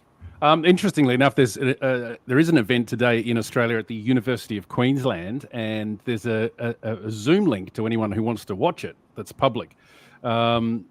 Join the University of Queensland Centre for Critical and Creative Writing and fans from Australia and around the world at the University of Queensland on Friday the 24th of November, which is now, to celebrate Doctor Who's 60th.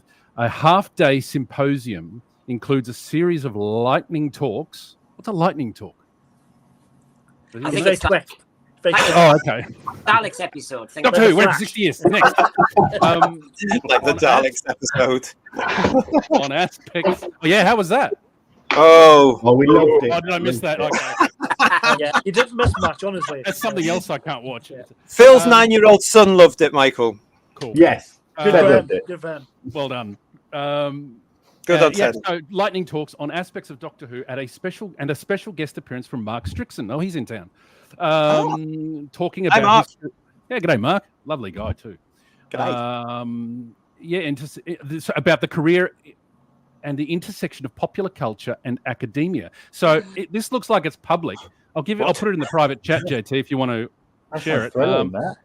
It says, yes. Yeah, you know what?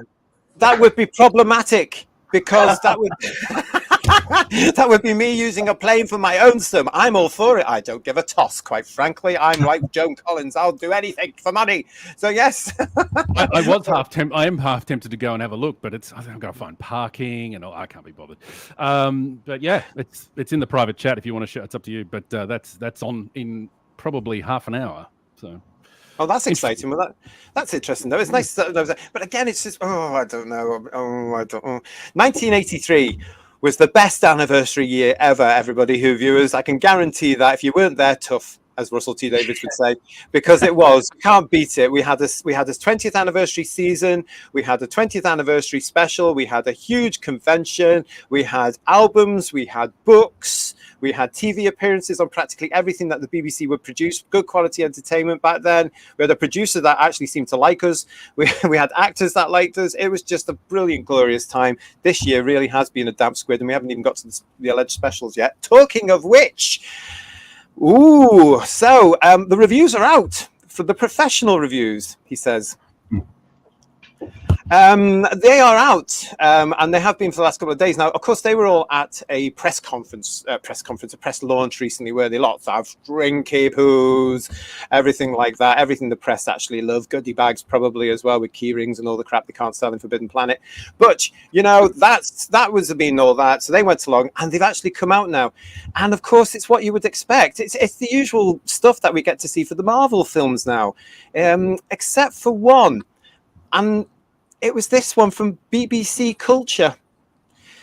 BBC Culture just the other day here. David Tennant and Catherine Tate return in The Star Beast, the first of the Doctor Who 60th anniversary specials. Neil Armstrong tells fans what to expect. Now, at this point, I want to say a big woo and round of applause to Mr. Armstrong for being one of the few critics I've come across in the last 5 years to actually do his bloody job. What he said here is this: there's a lot of fan-pleasing stuff. The sonic screwdriver seems to have had a serious operating system upgrade. A promising new character, Shirley Ann Bingham, played by whereby Ruth Madley is introduced. She's scientific advisor number 56 to the Doctor's one-time employer, military organization. Isn't military organization problematic? Unit. I was scientific advisor number 1, says the Doctor. But if you've been indifferent to Who, this won't be the episode to convert you. And if you're altogether new to the show, you'll probably wonder what all the fuss has been about. And although the show has always been progressive, look at the number of stories over the decades about, for example, threats to the environment, this special is preachy, and by the end, little more than a delivery system for the message. So what does this bode for the future of Doctor Who in the new season, which will begin next year following these 3 specials and a Christmas special introducing Gatwa properly? It's difficult to say, but let's hope the imminent appearance of Neil Patrick Harris as a classic villain, the Toymaker. We can't call him Celestial Toymaker anymore because it's problematic. In the 3rd and final special will really kickstart the new era with a bang. Now let's look at this more closely together. The special is preachy and by the end, little more than a delivery system for the message. The message. Thank you. That was your cue. Well done. Well done to Neil Armstrong for that. What's your initial reactions to that, guys? Go. He'll be looking for a job, I think. It will be. That's interesting. It's interesting. The BBC putting the boot in as usual. They always kick in their own shows, don't they? Remember Open Air with Paddy Caldwell? Remember that? Yeah, God. Oh, the lovely Patty Caldwell. Yeah, she was lovely. She was absolutely fantastic. They hadn't a clue what Doctor Who was about at all. She had no idea, but she was really lovely and a nice writer. Yeah, I liked her. But yeah, I mean, Ian, what do you think about that? I mean, this has come from BBC Culture. It's the only one that actually addresses the elephant in the room. I mean, cracking name, isn't it, Neil Armstrong? And it was definitely, sorry, I've got to do this. It was a giant leap for journalism because it was actually honest. It was honest. It was probably saying it as it is. Russell T Davies is going to be chucking it full of messages to the point where we're sick of it already, and the bloody things haven't been on yet, have they? But it's a poor signpost for what's to come. But I genuinely think if it dies on its arse, then Disney will pull it and he'll be looking for a job, I hope, with maximum embarrassment, I hope, because all I'll think is tough, but good on him. Good on him. It's the word of the moment, isn't it? We need to actually hashtag that. Hashtag tough starts here on Who's Views. Well done to Russell, don't drop the T. He's brought that in. Michael, in case you don't know, that's how he responded. Tough, yeah. No, I did see that. Yeah, I did see that. That's a strange way to deal with your audience. It really is. We're going to be talking more about that on Who's Views Sunday Breakfast. You're right, this Sunday. though, Mike. It's customers. You're going to say customers, weren't you? It was, but hang on, customers is problematic. So I didn't. But it's true though. We buy the merchandise. We buy the stuff. No. We buy all the crap. So we are customers, aren't we? So past tense.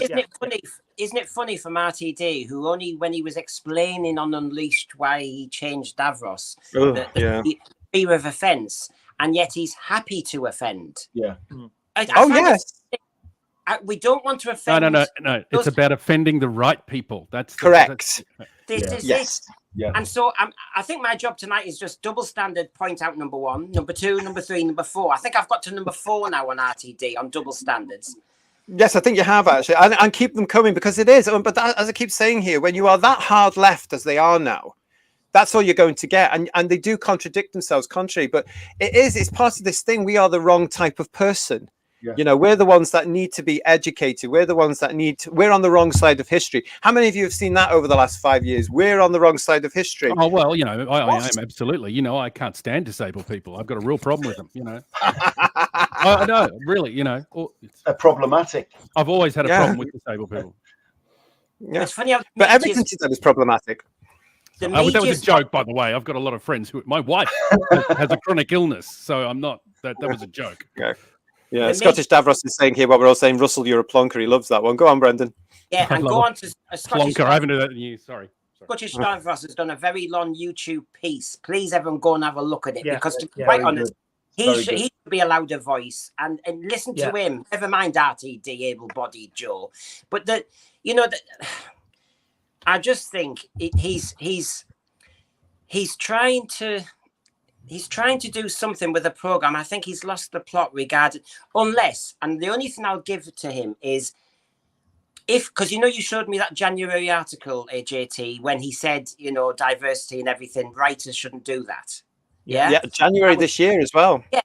So you think, well, has he shown double standards, or has somebody got to him? And that's when you do think of the Disneyfication of it. You do wonder, because I wonder if Disney. Can you imagine? I'm trying desperately to see what was going on in RTD's head. He probably thought, I need to do a quick Dalek story to get that ticked off, and I'll have Davros back in a wheelchair, not a wheelchair, but that's what he says now. I can't get it out of my head. He's in half Dalek, and I'll do a little skit, and then suddenly we've got the Disney thing that don't understand Doctor Who. It's a British program. Americans do not understand Doctor Who, but that's the whole point of it.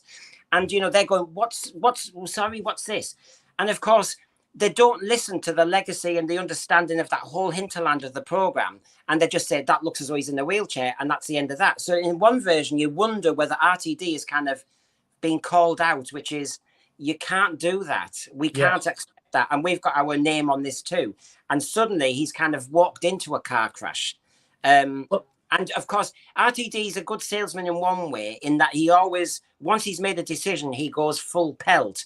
And, the other night he was, I'm very, very, very, very proud of this. And I thought there's 4 verys there, and I'm not convinced. He was very proud of his decision to cancel Davros and recreate Davros. But my argument will always be to anybody that says something like that is, why go back to the old characters? As we proved in the problematic game tonight, everything in 1963 to 89 Doctor Who is problematic today. Every single aspect of this can be seen and be twisted in some ridiculous political way. And you could cancel the whole of that 63 to 89 series. Thank God I've got all my DVDs and my videos here. But, it's a real case of, and that's why I was surprised it all dropped on the iPlayer, because it is. But why use the old characters? If everything's going to be problematic and he's a fan like he says he is, don't use them. Come up with brand new ones. I was just joking there, half joking about the fact the Celestial Toymaker no longer can be called the Celestial Toymaker outside of this show, because apparently when we were kids, as we said before, celestial means stars, it means space. But apparently some people now quote it with a Chinese slur. A Chinese slur. And I don't get I don't get it. I just don't understand it at all. Hang on. Sorry. I don't mean to be loud. Sorry, guys. It's morning here, so I'm a little bit more awake. Good morning. Sorry, the word celestial is problematic? Yeah. Oh, yes! Hugely problematic to these these people. Okay. I work in the space industry. It's a term to describe space stuff. Yeah. Exactly. Yeah. That's what the Chinese slurs tell you. If it upsets Chinese people, it's Talons of Wen Chiang on iPlayer. Now, that's the other thing. It is. And I wanted... you've read my mind, Third Doctor Ian, because Talons of Wing Chiang I wanted to bring in, because a lot of these people that are now working on our beloved show, of course, some of them actually wanted Talons of Wing Chiang cancelled a few years ago, didn't they? They actually backed up the team that the editor of tonight's Daleks colorized version actually put together for Doctor Who magazine. The woke time team, as they became known. And within a couple of years, very effectively and very quietly cancelled themselves because of what happened with the Talons of Weng Chiang. But that is problematic for these people because they can't see out of their own little world here. So it's very interesting you brought that one up, because it's one of these things. And yet Louise Jameson just tweeted the other day, I think some fan had actually mentioned something about the Talons of Wen Chiang, and Louise Jameson just said, texted back saying, lovely story, lovely time. And so she, she just thought, great story, which it was. Can I go back to what Brendan was saying about Russell being affected by people this year? I swear there was some news about them doing reshoots of bits of episodes. Now, I know sometimes you have to go back and do stuff, or do various bits of scenes you maybe need to do catch-up bits, whatever. But I reckon that they've had edits of some of the episodes. They've had to go back because there are bits that are problematic. And this is on Disney's insistence that they reshoot bits of it or change bits of it. And I reckon this is part of the influence from Disney, I think. It's all very tiring already, and we haven't even got to the first of these three specials yet. I mean, it's just... Having said that, there's a couple of clips today of Shooty and Millie that look quite good, I have to say. I haven't seen those yet, so I can't comment on that. I don't know. I mean, it just seems very hypocritical. It's the word that we're going to continue to use, I am sure, as we travel into 2024, because nothing's matching up, is it? Nothing's connecting. It's basically, we seem to be messed around. Oh, you can't say that. You can't do this. The compelled speech is always coming from these people as well, isn't it? And it does. I've said this before elsewhere. It does remind me of the Cybermen. You will be like us, or you will not be part of this. And, that's part of the problem. Is this going to attract fans back? And is this going to attract the public? No. It just makes for very dull storytelling at the end of the day. It's just very bland, beige. It's like, I'm going to make you a curry, or I'm going to make you some Mexican food, but some people don't like spices, so we'll leave the spices, we'll leave the chili out. Oh, you don't like capsicum? Don't like that. Okay, here's a tortilla. Enjoy. Yeah. Well, you see, Michael, the issue now is he said in that I probably shouldn't have mentioned Mexican food. Sorry. Yeah, and that's problematic. He mentioned disfigurement, meat pie, and he mentioned a wheelchair. So suddenly, all I can guess is if he's going to have any enemy or villain or monster in the future, they cannot be disfigured. They cannot be anything but perfect, because he's I mean, how do you do it? Are we just going to have all these humanoid villains? It's going to be very sad. No, you're going to have very white male villains all the way through this now, aren't you? Or blobs. But while he doesn't want to offend in this way and that way, and the word celestial, I'm only going to say it. I don't want to trigger. I can't get over that one. But he's allowed to use the word queer. That offends me. This is what I mean. This selection of what is offensive and what isn't makes us standard number 5, folks. I noticed. I've watched a lot of Disney's Star Wars stuff, and what I noticed. Yeah, I know. Someone had to, but the a lot of it I've noticed, because Star Wars, when I watched it as a kid, the original Star Wars in 1977, was lots of aliens, lots of monsters.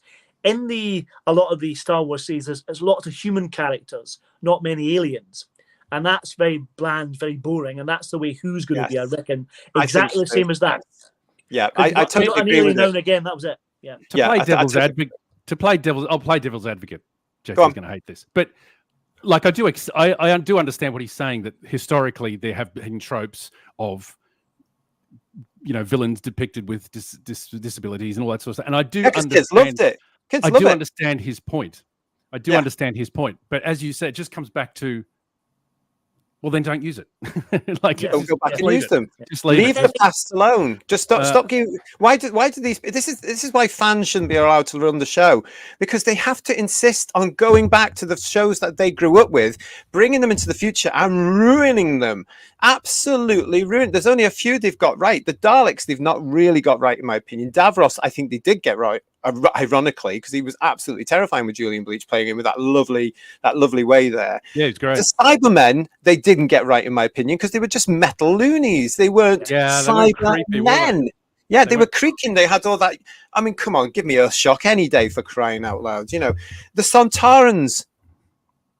Just come up with your own stuff. You're being paid to run the show as it is now. Come up with your own stuff, and everything. If anything is problematic in the past, leave it in the past, because at some point we might be able to go back to it properly or look at it with new eyes. Because I honest to God, hope that this mess that we are in right now, where we've got all these people dictating to us and telling us what we should think and pushing agendas on us, it's getting tiring now, and I can't see it actually changing as we go forward. But that's where we're going to be doing our reviews, which start on Sunday at 7:00 here on the channel with the Star Beast.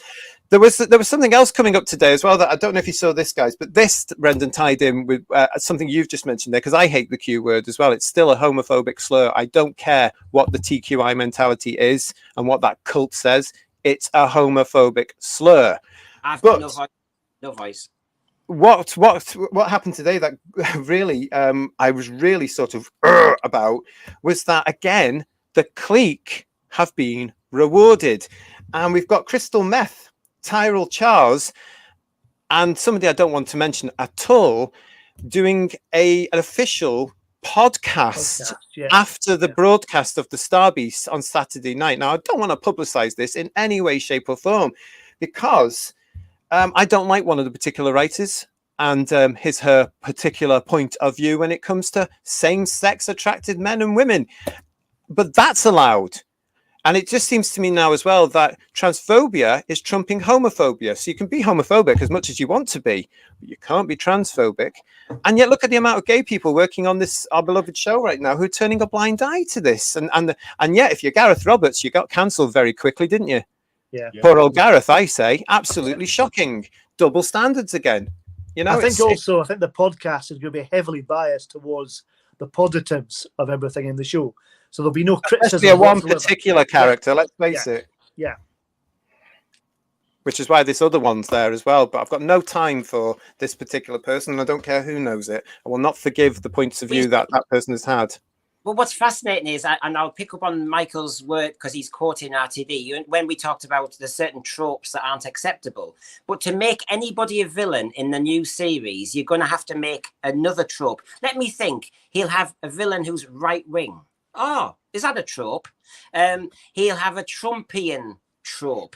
I'm sorry, but some tropes are unacceptable. But, you know, the license fee payers are covering left, middle and right. Everybody, yeah. I'd like to put money on the fact that RTD will have the classic fascist trope, right-wing trope, you know, people who don't accept this, that and the other. And I'm sorry, but, you know, because he'll make anybody's right wing look like a fascist. That's a trope. Oh, totally. And Scottish Davros is saying here just now, and I sort of understand where you're coming from, Daniel, here, and I sort of agree with this. Just axe it now; it's becoming pointless. It will be axed because if this fails, as Ian was saying, and who will care? Apart from the Blue Rinse Brigade.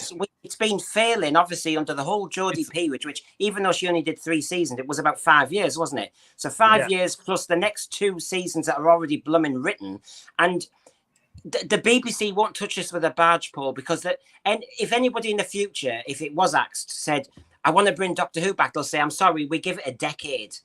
Give it a decade. We threw Disney's money at it and it failed. No, we'll come up with a new sci-fi show like Primeval or something. We'll do something different. But I think it will kill science fiction in Britain completely because I've said this before, and I know you don't like this, Brendan, but Doctor Who is not a soap opera, and that's exactly what we're going to be getting. And I'm looking forward, in a sense, to seeing whether I am right in thinking that that's exactly where Russell's going to take this back, because the person that took it away from being a soap opera was Moffat, and it was still successful. By that point, the British public wanted to get into outer space. They understood the show, the newbies that had come on board. They wanted to get out there. So he took them on adventures wild and furious and bewildering. And now we're back at the kitchen sink. I don't know. I don't know if that's going to work. Let us know what you think, Who viewers as well. Leave your comments in the comments box on this. I hope you've enjoyed it. This has actually, we're coming to nearing the end here. So before we wrap up, guys, I just want to tell everybody as well that we're going to be back tomorrow on the 24th of November at 7 o'clock-ish to talk about our great expectations. This is our hopes and fears, which we've sort of started on now, about the up-and-coming specials, what we'd like to see and what we're dreading to see. There's a lot to talk about, so we'll be there tomorrow. We want you to join us with your views as well as part of that. And one of the big questions I will be asking tomorrow is, where is... Oh, yeah, wasn't he supposed to be in that? Yeah. Where is Wilf? Where is the British legend that is the late, beloved Bernard Cribbins? So we'll be asking that question. Getting pushed around in a wheelchair in this. We saw the footage of him filming, didn't we? I mean, I don't know. Wheelchairs are problematic, so they probably cut him out. Ah, that solves that question for tomorrow night. Well, we won't skip that. But he's not a villain. He's not a villain. He's a good guy. Surely that's he's a white male, isn't he? I was just going to say he's also over 40. He was over 40 when he shot, so you know. Yeah. Well, this has been Diamond Day. This has been our 60th anniversary here on the 23rd of November 2023. 60 years of a Time Lord. It's been quite a packed show. I hope you've all enjoyed it. Let's round off with something absolutely fantastic, shall we? Watch whose views or you will be eradicated. He's woken up. Yeah. Actually quite chilling, wasn't it? Yeah, is he cyber sleepwalking now? Is he? Yeah. Is that your son? Is that your son? He hated the dad so much he's turned to the Cybermen instead. That's Man, I would have loved that costume when I was that age. I loved the costume as well, please. I mean, can you send us the blueprints Phil, that'd be great. The design, so we can make our own. That'd be fantastic. I love that it was 80s Cyberman inspired. That was very good. Yeah, we just watched Attack of the Cybermen. And he loved it, didn't he? Good choice. Yeah, you have to watch. You have to get him to watch Earthshot now. That'll scare him and keep him up at night. And there's your role as a dad. That'll all come in there. Absolutely. I want to say thank you to everybody that's been watching us and contributing, and especially also, of course, the Scottish Davros, who has had a hell of a week, realizing that his icon, if you like, his favorite character in all of Doctor Who has been cancelled. Awesome work, JT and panel. He says here. Thank you so much, Daniel. Lovely to see you. Justice for Davros. Well, that's exactly what it is. And if I can find my graphics, just remember that on this channel, we do love Davros.